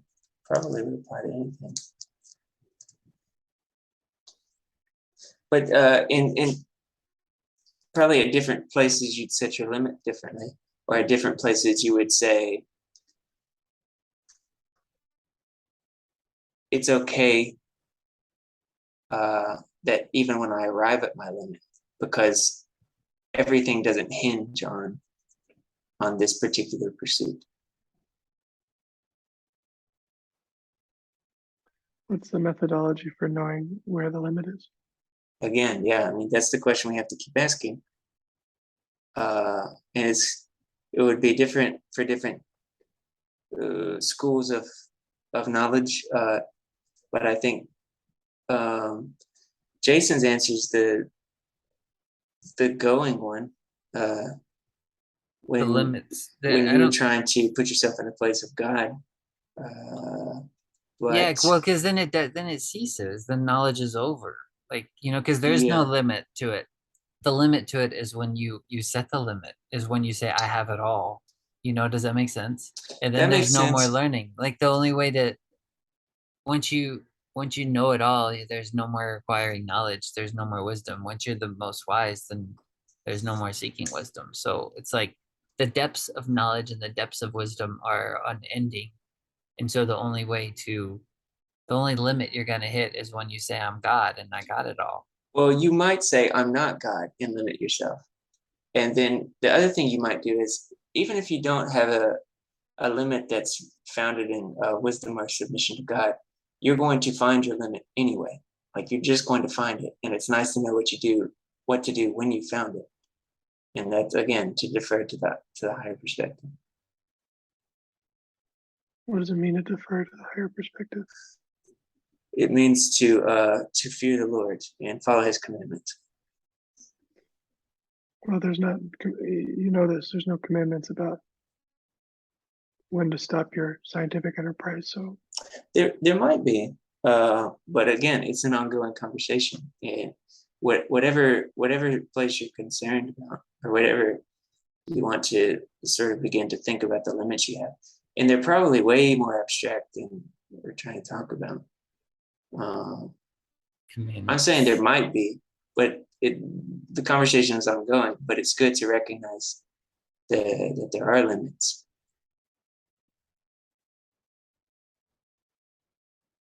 So the idea is that if we were living righteously, we would learn only so much, and then we'd say, we need to stop. It's not going to be good for us. Nah, that doesn't sound right. To an extent, I could see where someone would arrive at that conclusion. Like, there's like, don't get caught up in these myths or endless genealogies. Like, there are certain things where it's like just unfettered pursuit of that branch of knowledge, or that branch of knowledge is going to be bad for you. What's your? I mean, I'm struggling to see why it is you're at this conclusion. Oh, I think it's kind of what Ecclesiastes is trying to get at. How so? It has everything to do with the bookends, and it's everywhere in between. But if I had to sum it up really briefly, I would say everything is vanity. I'm telling you, I barked up every tree, I've turned over every stone, I've achieved every wisdom that it's possible for me to get. And this wall I keep hitting is that it makes no sense. The conclusion of the matter is fear the Lord and keep His commandments. Defer to the ultimate perspective. That's what I think Ecclesiastes is saying. It's what I mean, though. I don't get the one bookend of it makes no sense. That's not what I get at all from the. I get that it's fleeting, but I don't ever get the idea that it makes no sense. Well, you get it more and more as you go throughout, because he tells about all of these things that he tests, right? He says toil. What is he saying? Toil is breath. Toil is breath. Advancement is breath. Riches are breath. I think he's saying that they're vanity. Wisdom. So he's saying all these things are vanity. And yeah, they're conclusion, fleeting, but it doesn't mean they don't make any sense. Like, that's not what I mean. That's what I'm saying. Like, I mean, maybe you get that from it, but I don't necessarily get that. I mean, I do think there's an extreme humility that goes along with this book, as in, like, you can't, like, you don't know everything, so you're not God, so you can't make like judgments called. But I don't get the sense that that things are just senseless and futile and meaningless. Like, that's just not what comes across to me through the book. and you might be right. It'll be worthwhile for us to kind of track it as we go along to see if this seems more like it's talking about fleetingness, or if it's talking more about meaninglessness.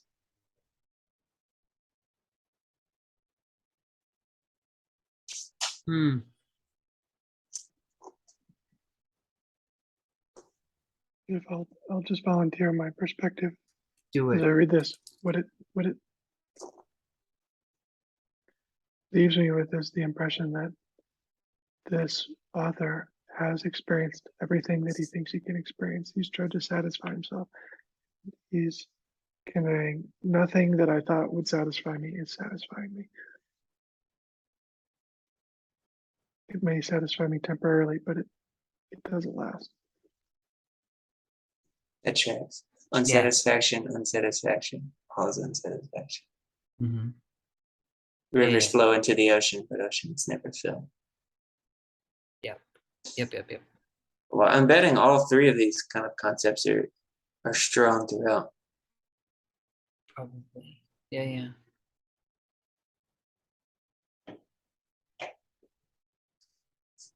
Yeah.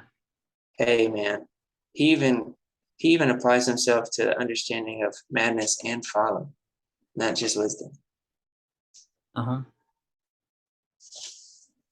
Yep, that fancy imagination, madness and folly, instead of laughter, madness. Hey man, it's better to be in the house of mourning than the house of mirth. Am I right? Yeah. Better is the day of death Listening to than the day of cities one's burn. birth. So you said people don't want to die and death is the enemy. Better is the day of death than the day of one's birth. I'm holding to it, man. But we get to celebrate lots of birthdays, but only one death. Yeah. Yeah, this book, man. Yeah, I have a feeling. I don't know. Yeah, that's the best way I can describe it. It feels like a wave, like up and down, up and down, up and down. Well, we've got miles to go. I mean, I don't know if you guys want to keep yakking about it. We've got I'm up 11 for- more rounds. Anyway, I'm always up for whatever. I read this book once a week, so I do. It's my favorite. It's my favorite. That doesn't mean I understand it though. Like that's the thing is like when I first read it too, I read it over and over and over. It was one of those for a while. I read it every day, kind of like Song of Songs, because it was just one of those like nothing was registering in my head. Not that it even still does that well, but I could tell it's just like reworking something inside. And it wasn't like consciously like what I was understanding it. I could just tell when I was reading it, like it's changing something in me and I don't know what's going on. And that's how Song of Songs was too. And I was just like, just keep reading it. Just keep reading it. I don't get it. I don't understand it, but just keep reading it. And that's what I mean. Every time I read it, I just walk. It feels like it reorients my perspective on life. And every time I read it, it just feels I walk away feeling better. that may be the big analogy to apply to life. Well, you take Ecclesiastes and you keep reading it and keep reading it. I still understand it, but it's transforming something inside me. Well, so it goes with our pursuits of truth and wisdom. It's like it keeps. It's like the waves keep pulling back the things that I'm building, but it's changing something inside me. So you keep going. Yeah. It's very meta, man. It's The got whole book is actually meaningless. So it's not. It's not meaningless. It's not meaningless. I'm That's what I sorry, mean. Like even everything is meaningless. the vanity of vanities. It's like you could say that about a flower. Like you pick a flower, and then it's gonna fade away. Like it's life. All flesh is grass. It's just gonna go. It's gonna fade away. But it's not like meaningless. Like you can look at it and look at a flower and What receive is all that? That's sorts of Peter, meaning. right? Oh, grass fades away, but the word of the Lord remains Yeah, forever. it's That's quoting again. It's Isaiah. like that's like the one sentence. Oh, it is. That's the one sentence Ecclesiastes. That all flesh is grass and So all its everything's fading loveliness is away, but the word of the yeah. Lord lasts forever. And it's like yeah. So it that's what I mean. It realigns your focus. It's like it doesn't mean the stuff here is pointless or if it or meaningless or like vanity or however you want to say it. It's fleeting and you can't hold on to it. So it's a reflection of what's eternal. And so it's in that way it's most important because everything's a parable. It's getting at like a higher, it comes from a thought of God. So you can look at it and discover wisdom and discover meaning. And like Solomon says, it says he spoke of like, I don't know, all these trees. What does it say in the Book of Kings? He spoke of animals and trees and all this different stuff. It's a weird little part because he's everything has like a parable within it. Everything has like a comes from a spiritual truth, and so it's just a reflection of like a heavenly pattern. And it's saying, look behind that because you're dealing with a shadow here. You're dealing with a breath, and what's behind that is what's everlasting, sort of thing. The word of the Lord endures forever, like you're talking about. So that way, it's not. I don't know. That's why it's just not meaningless to me because it's like it's fleeting, it's passing away, but it's it's still speaking something eternal. I think in my mind, it all ties back to the ultimate perspective, and that it's what I always want to talk about in Job, or what everybody talks about in Job. What Job's about is it's like, where were you? So I've got this perspective you don't have. You think that I'm treating you poorly, and you just don't see the whole picture. And so if we can't see the whole picture, when we get a portion of the picture, it doesn't make sense to us. It's not that it has no sense. It's just my limited perspective perceives it as senseless.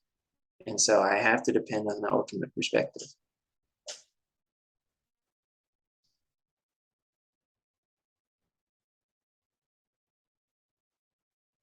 So I'm not saying it's meaningless. I'm chewing on that one.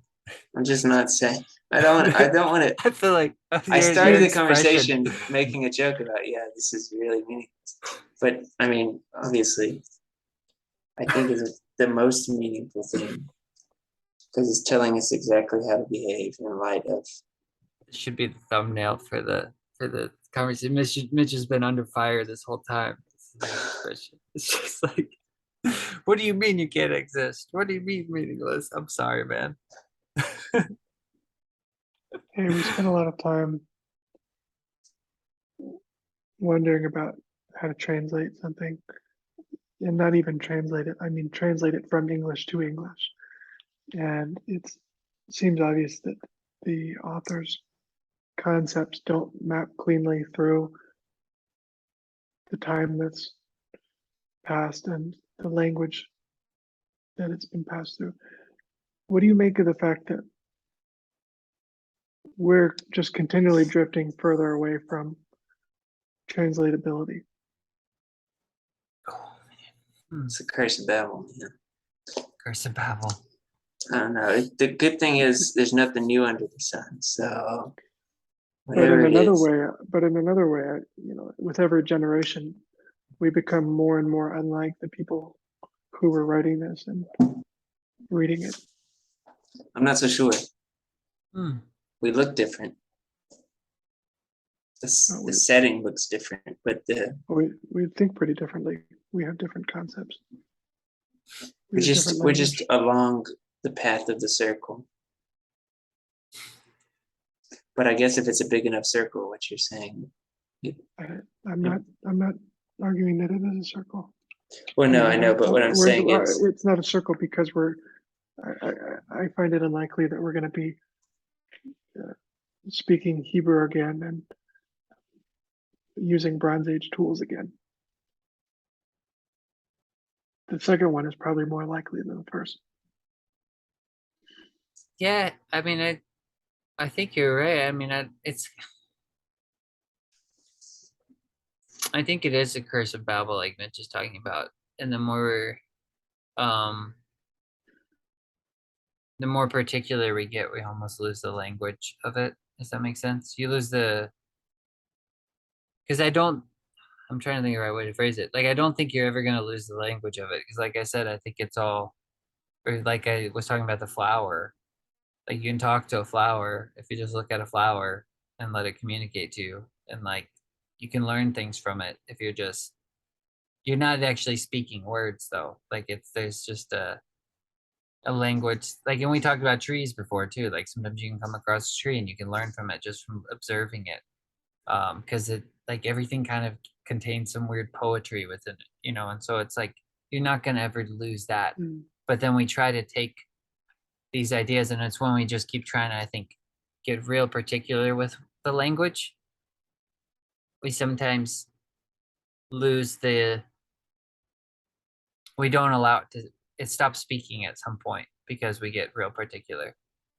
Like, if I said this word can mean only the exhale breath, it means only able, and I've kind of been doing that, so it's probably my fault where I've been like, it can't mean meaninglessness, and maybe it could, so that's probably my fault for doing that. But it's like I'm slowly making it die in all these little ways. I'm saying it can't mean this, it can't mean that, and I'm just like really putting it in a box to where it won't speak as much.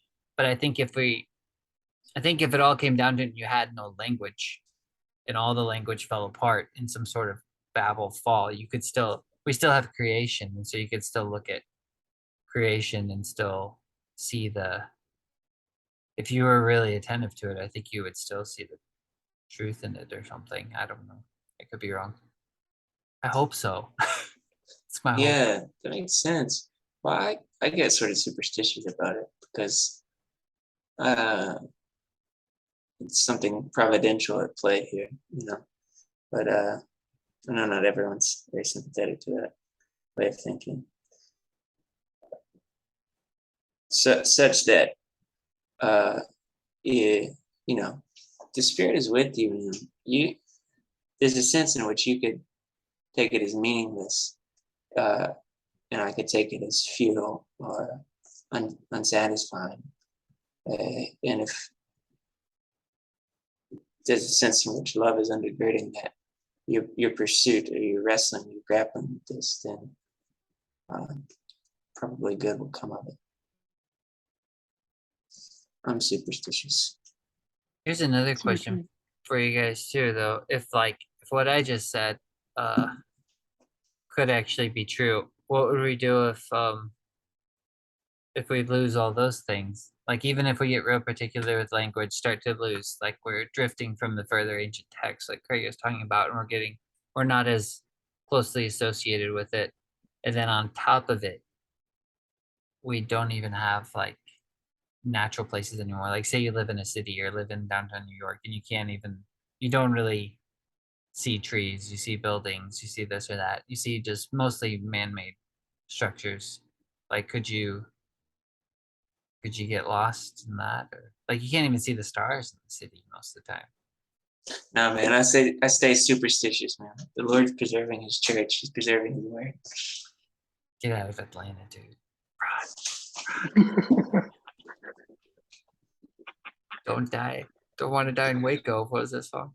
Oh, that was a good one. I still go back to that one.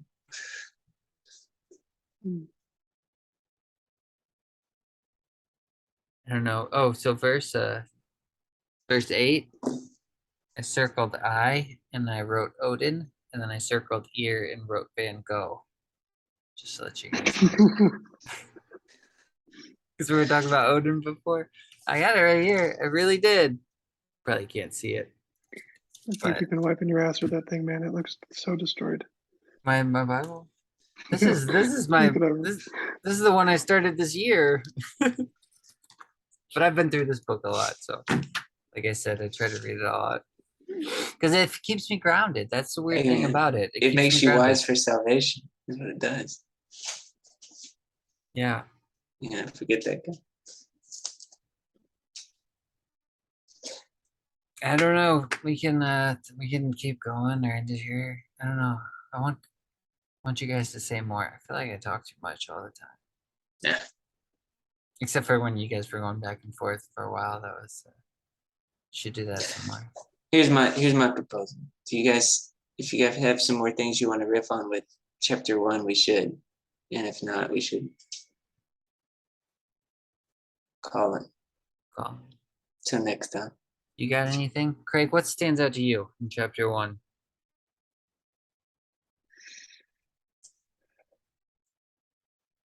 Are you gonna say something sad?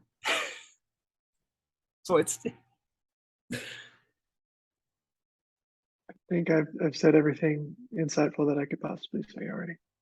All things are wearisome. That's what the book says. All things are wearisome. That's what mine says. I'm looking at a new international version. Nearly inspired version, as some people like to. The weird part to me is verse 11 that always, and maybe yours says something else, but mine says there is no remembrance of the former things, nor will there be any remembrance of the things that are to come by those who will come after. That part strikes me as strange. There's no remembrance. I guess some things you could say are lost to history, but then, and certainly Solomon's got some preserved history, and so what is he talking about? The former things are not remembered. Well, it's like this. It's like, what's your great grandfather's name? You might can make it to great, but I doubt you can make it past it. It's kind of sad. Who else is going to remember my great grandfather if not me? Your great grandfather will. He's gone. So, No, but he'll I remember gotta it tell you, because you'll remember him and he keeps remembering. Sorry, go ahead. I regret to inform you, my family's actually really, really good at keeping track of all that stuff. that's great. You, If that doesn't help my great grandfather, does it? But what helps him is that you remember your grandfather, then your grandfather will remember him. And that's why, that's what I mean. Nobody gets forgotten. And I don't know everybody about this gets, model of remembrance. everybody gets drawn back into God because you can't forget. Or Well, hopefully something's getting forgotten. Let me something. ask you guys to respond to something that we've been brushing a couple times. So we sometimes talk as if the way that people think is in logical propositions. We're not making logical arguments most of the time here. Like Allah, all men are mortal. Mitchell is a man. Mitchell is mortal. We're not this. That's not the kind of conversation we're having, where you're building up these propositions. But what we're doing is these propositions where I say Mitchell, man, mortal. These are all concepts, right? Like these are ideas these are things that we fathom. Mitchell, I think man, we're and talking propositionally at large. well, You really don't think so? Well, stick with me here. Okay. There's another kind of thinking I think we do. There's that logical building a sequence of propositions, but it seems like what we're up to more often is a kind of concept refinement where you say, mortal, what does mortal really mean? What is the proximity of mortal to my other concepts? And we're kind of manipulating these, the words are kind of like these labels for the concepts. And it seems like we're kind of figuring out how they're situated relative to each other. I don't have any observation beyond that. I wonder what you make of that. If you agree with that description and what that evokes for you. Certainly, I think that both are happening. There's kind of where we try to talk about things as they relate to one another. But I also think that this sort of building block logic your way up thing happens. I think so.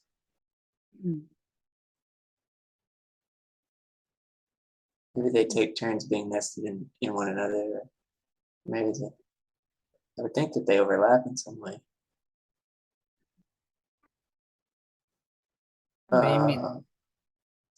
Well, I mean, I think that they're both happening. Because I think they're both happening. I don't think they're happening absent of one another.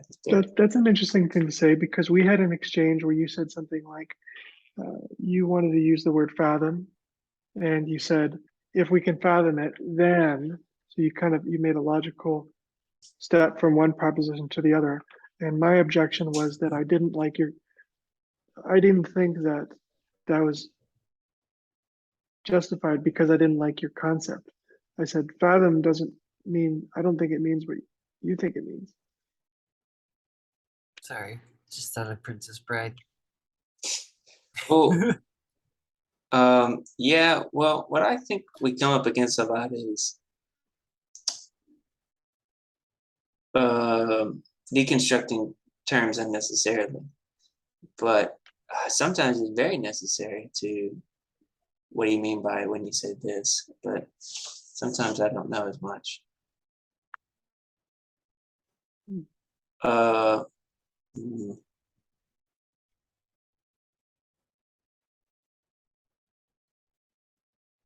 What are you getting at? I mean, that we need to reform the way we're. Well, my sense is that there's deep insights here that we haven't really tapped, but some of them are, in the postmodern neighborhood. But one thing is that the immediate thing that occurs to me is, the propositions that we build up are only as good as the concepts that we use in the propositions. Mhm. So if someone can, but In it's that also, we but need to be on the same page about them, or yeah, it's only valuable if, like someone can always just object to your.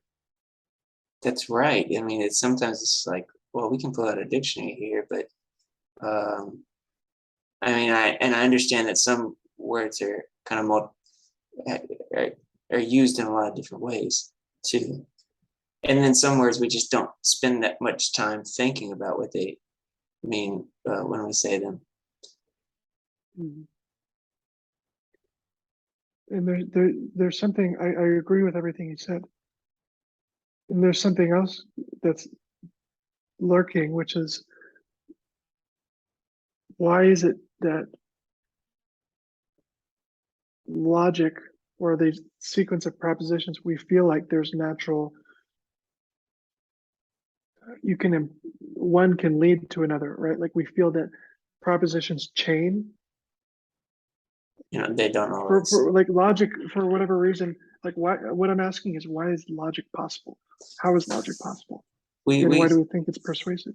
Maybe it's because we experience everything sequentially, and so we experience time that way, and then we experience motion that way, and so maybe it makes sense that it would map onto the way we communicate. Hmm. Because it's time bound, but I guess Right. in logic, when you're making a logic chain, it's not the same thing as making a sentence, or is it? It's like a scaled up sentence. I think you're onto something. Here's the best I can come up with at the moment. Let's say when you're assigning these labels to concepts, words, when you're using a word to denote a concept, you're doing so with a particular aim. You have a goal. And the purpose of your,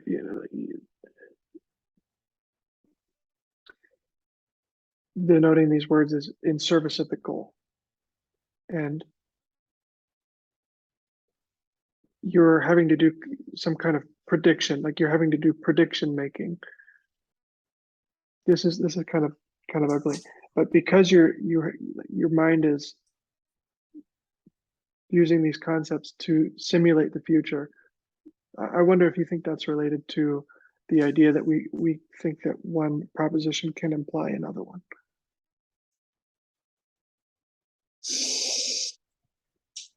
That's really When I use a word, I have a particular goal, and the goal is to get what I have to you in a way that's similar. I held back from using language that I thought maybe wouldn't make sense, but I'll put it in these terms. Like every goal you're playing kind of corresponds to a game. Like you look at the world. Yeah. I know you hate this, but you have do? you have some aim. Yes. And that I use the word game because like, if you're playing a game, you have a set of expectations about how the game will go. Okay. I side with the game. So I say game just to mean like a particular goal, like a system of. yeah, It's a level of analysis. Can you give just a super simple example, like bare bones?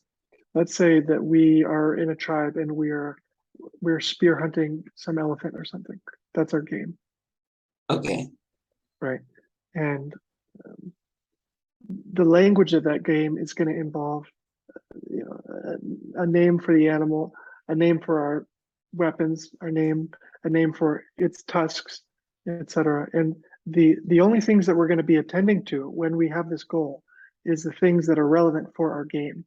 We're not going to be attending to the movement of the clouds, and we're not going to be attending to the motion of the insects on the ground, because they don't correspond to the game we're playing.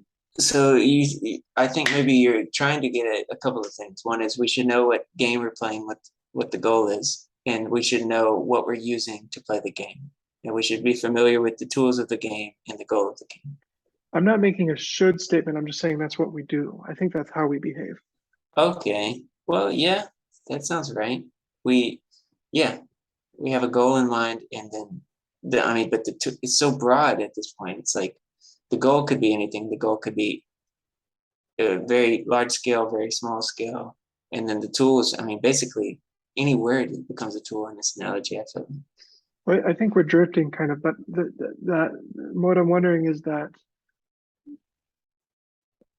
the the reason you give names to things in the game is because you expect that they'll behave a certain way. Like Yes. why name anything unless you're correlating the name with a set of expectations? Yes, I say fathom with the expectation that you'll receive it and know what it is, and then apply it to the. Right. Like we name the elephant so that we don't get out there and you throw spears at the tree. We name things in service of the game so we can have a set of expectations. The elephant. Never. Okay. Yes, I agree. So, like that's why. So I'm just wondering if this set of expectations we have, like language is associated with, the service of a goal. And I wonder if that set of expectations, like this leads to this, is the reason that that we think that we can organize concepts like elephant and spear and tree, and we can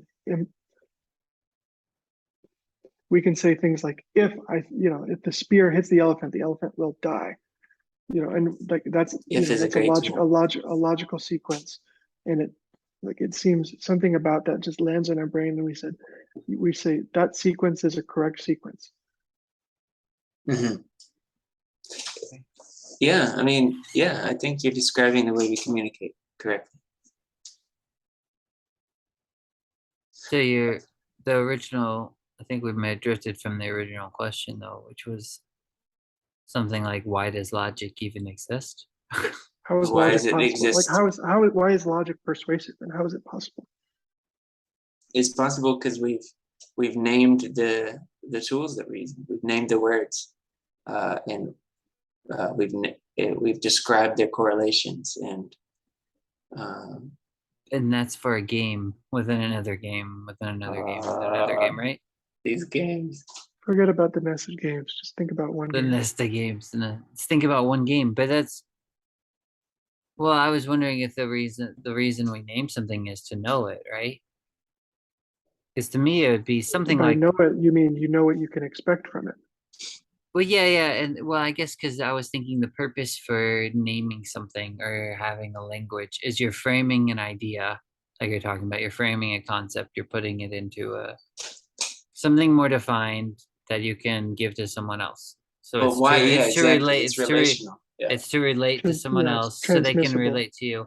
And even if it's not to someone else, it's at least, my thought was like, well, I would make notes to relate to my future self or something like that. Like I'm still trying to relate. It almost feels relational to me. And so like it takes because you have these ideas in your head independently of the words. You can picture an elephant without assigning it a name. But if you can assign it a name, and agree about the name, then I can get the idea of an elephant from you from me to you when we're nowhere near an elephant. Well, relating it to your future self was a good point, because I was thinking, well, if you're by yourself, then everything's already named, because as soon as you see it, you have an image for it in your brain. But how many times did you find a note that you wrote before and you're like, what the hell was I that writing? Was a it's good, like, what? That was a good example. It's like relating to your future self. Yeah, which is interesting, because I mean, it's interesting thinking about this, and even when I think about shapes and stuff, and that's why I was talking about the weird what is it, sacred geometry stuff and everything, because it seems like if I was thinking about just being a caveman and coming across like someone else for the first time and trying to get across an idea, how on earth would you even begin to communicate certain ideas? Like you'd start with like just shapes, almost like arrows or pointers or something like that, or like even what is the when they start drawing the flower of life, like I think it starts with like a point in the center, and then there's a circle around the point, and that's like consciousness around a starting point. And it's like, but I mean, how else do you communicate something like that if you don't actually have language? Like you Even the would arrow. have to start with shapes or something. It's like The I don't arrow know. is pretty profound because you're like, well, if I hold up my arm, do I know that someone's going to follow my line of sight? Do I know how this tool is going to behave exactly? Not really. I mean, fairly Yeah. not from page one. Yeah. I don't know. Yeah, it seems like the tool for it though, I feel like would be something like relational, which would just be knowing someone else and them knowing you, and kind of this weird trying to coexist. Even with your future self too. It's like you're trying to communicate or something. I don't but that's kind of I don't know that I'm solid on that assumption or anything. It's just kind of what my thought was. Why it works, I mean, is pretty big. I just Why what? What was that? why it works is Oh, why it works, yeah.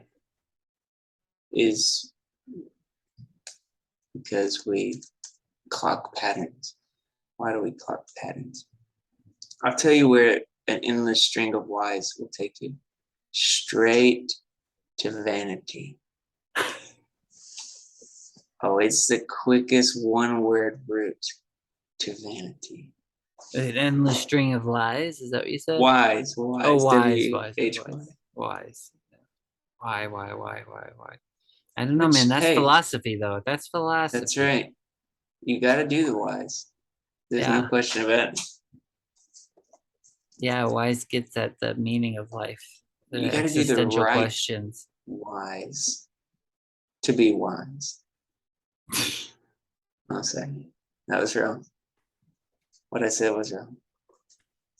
It is really interesting. I don't know. Yeah, you start asking why, you'll get yourself in trouble. Yes, maybe not. That's a bad statement to make. You get much grief, much wisdom. And much humility. One thing, maybe I shouldn't point this out now because it's at the end of this conversation. No one's gonna watch it till the end. They're gonna quit somewhere in the middle. I just know it. Jason, when I watch your point. stuff, I always scrub to the end just to see if there's any funny clips. Well, this is something I wanted to like bring up to you guys anyway. I'm sure it'll come up again. But there's like two things that this year I think have just like really stood out to me that have been like the most profound. I might have brought this up to you already, Mitch. Which is kind of weird because I started off the year with like this fast, and then I started singing. I was singing like shapes and colors, and I got all fun and funky. But that like didn't even have to do with this. I think it was sometime like later in the spring, beginning of summer though. But one of them was the Shulamite thing, Song of Songs, which keeps growing on me. Then the other one was the repetition of the garden story. Did I tell you about this, Craig? With Solomon? So it's absolutely insane. Like I never noticed it before. So like you have the garden story in Genesis 1, and then yeah, this is good. Yeah, did I say this before? Yeah, I still need to think about this more. But I think this is like, I don't know, that's why I want to bring it up, because we believe Solomon wrote Ecclesiastes. He asked for wisdom. God said you're gonna have it. There's not gonna be anybody as wise as you, or what like you, or whatever, in all the earth. But so you have the garden story, and then God puts man in the garden. He plants a garden east of Eden. He puts Adam in it, and he says to Adam, like, I created you, man. He says, what does he say in chapter 1? He says, be fruitful and multiply, fill the earth and subdue it, have dominion over all the fish of the sea, over the birds of the air, over every living thing that moves on the earth. So he says man to have dominion. And then he says there's 2 trees in this garden. Well, I guess there's more, there's a fig tree, but it points out the tree of life, the tree of knowing good knowledge of good and evil. And he says, don't eat of this one tree. So then the fall happens, all that stuff. And then you go through the whole story, all watch Israel go through Egypt, all this stuff. Then you get David, and God appoints a king, which is Saul.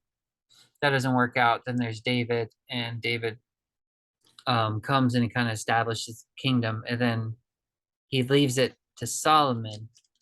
And then in chapter 3 of Kings, like the garden story repeats.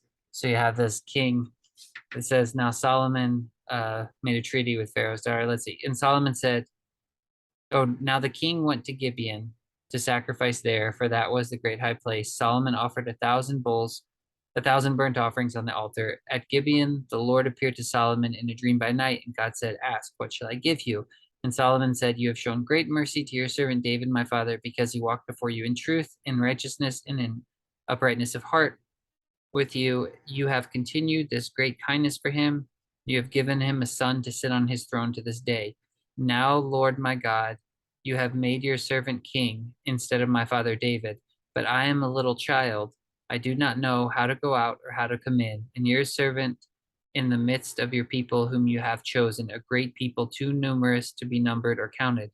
Therefore, give your servant an understanding heart to judge your people, that I may discern between good and evil. For who is able to judge this great people of yours? So it's like the same story. Like it goes through this whole progression. Then all of a sudden you have in the city of God. So you have a garden in the beginning. Then you have like the heavenly Jerusalem. And then all of a sudden it's like now you have dominion over the whole earth.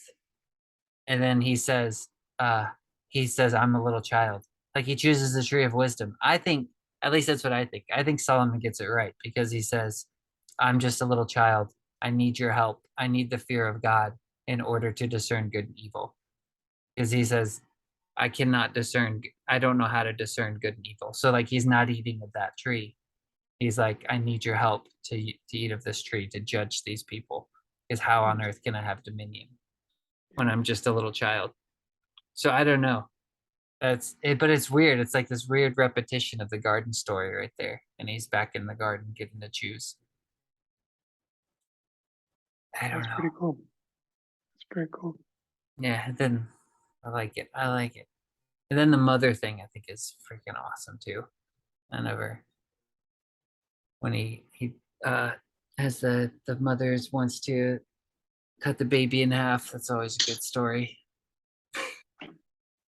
Or the not mother wants to cut the baby in half.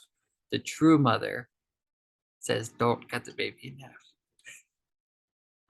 Guys, my headphones are dying, so I've got to get out of here. We've been going for a long time. I know. All right, I have to pee really bad too. I've had to pee for a long time. Get out of here. I like what you guys are saying. I really enjoy this. Thanks, you too. All right. Mitch, you're muted, man. Mitch, on. Bye, guys. Have a good night. All right, you too. Good night. See you guys.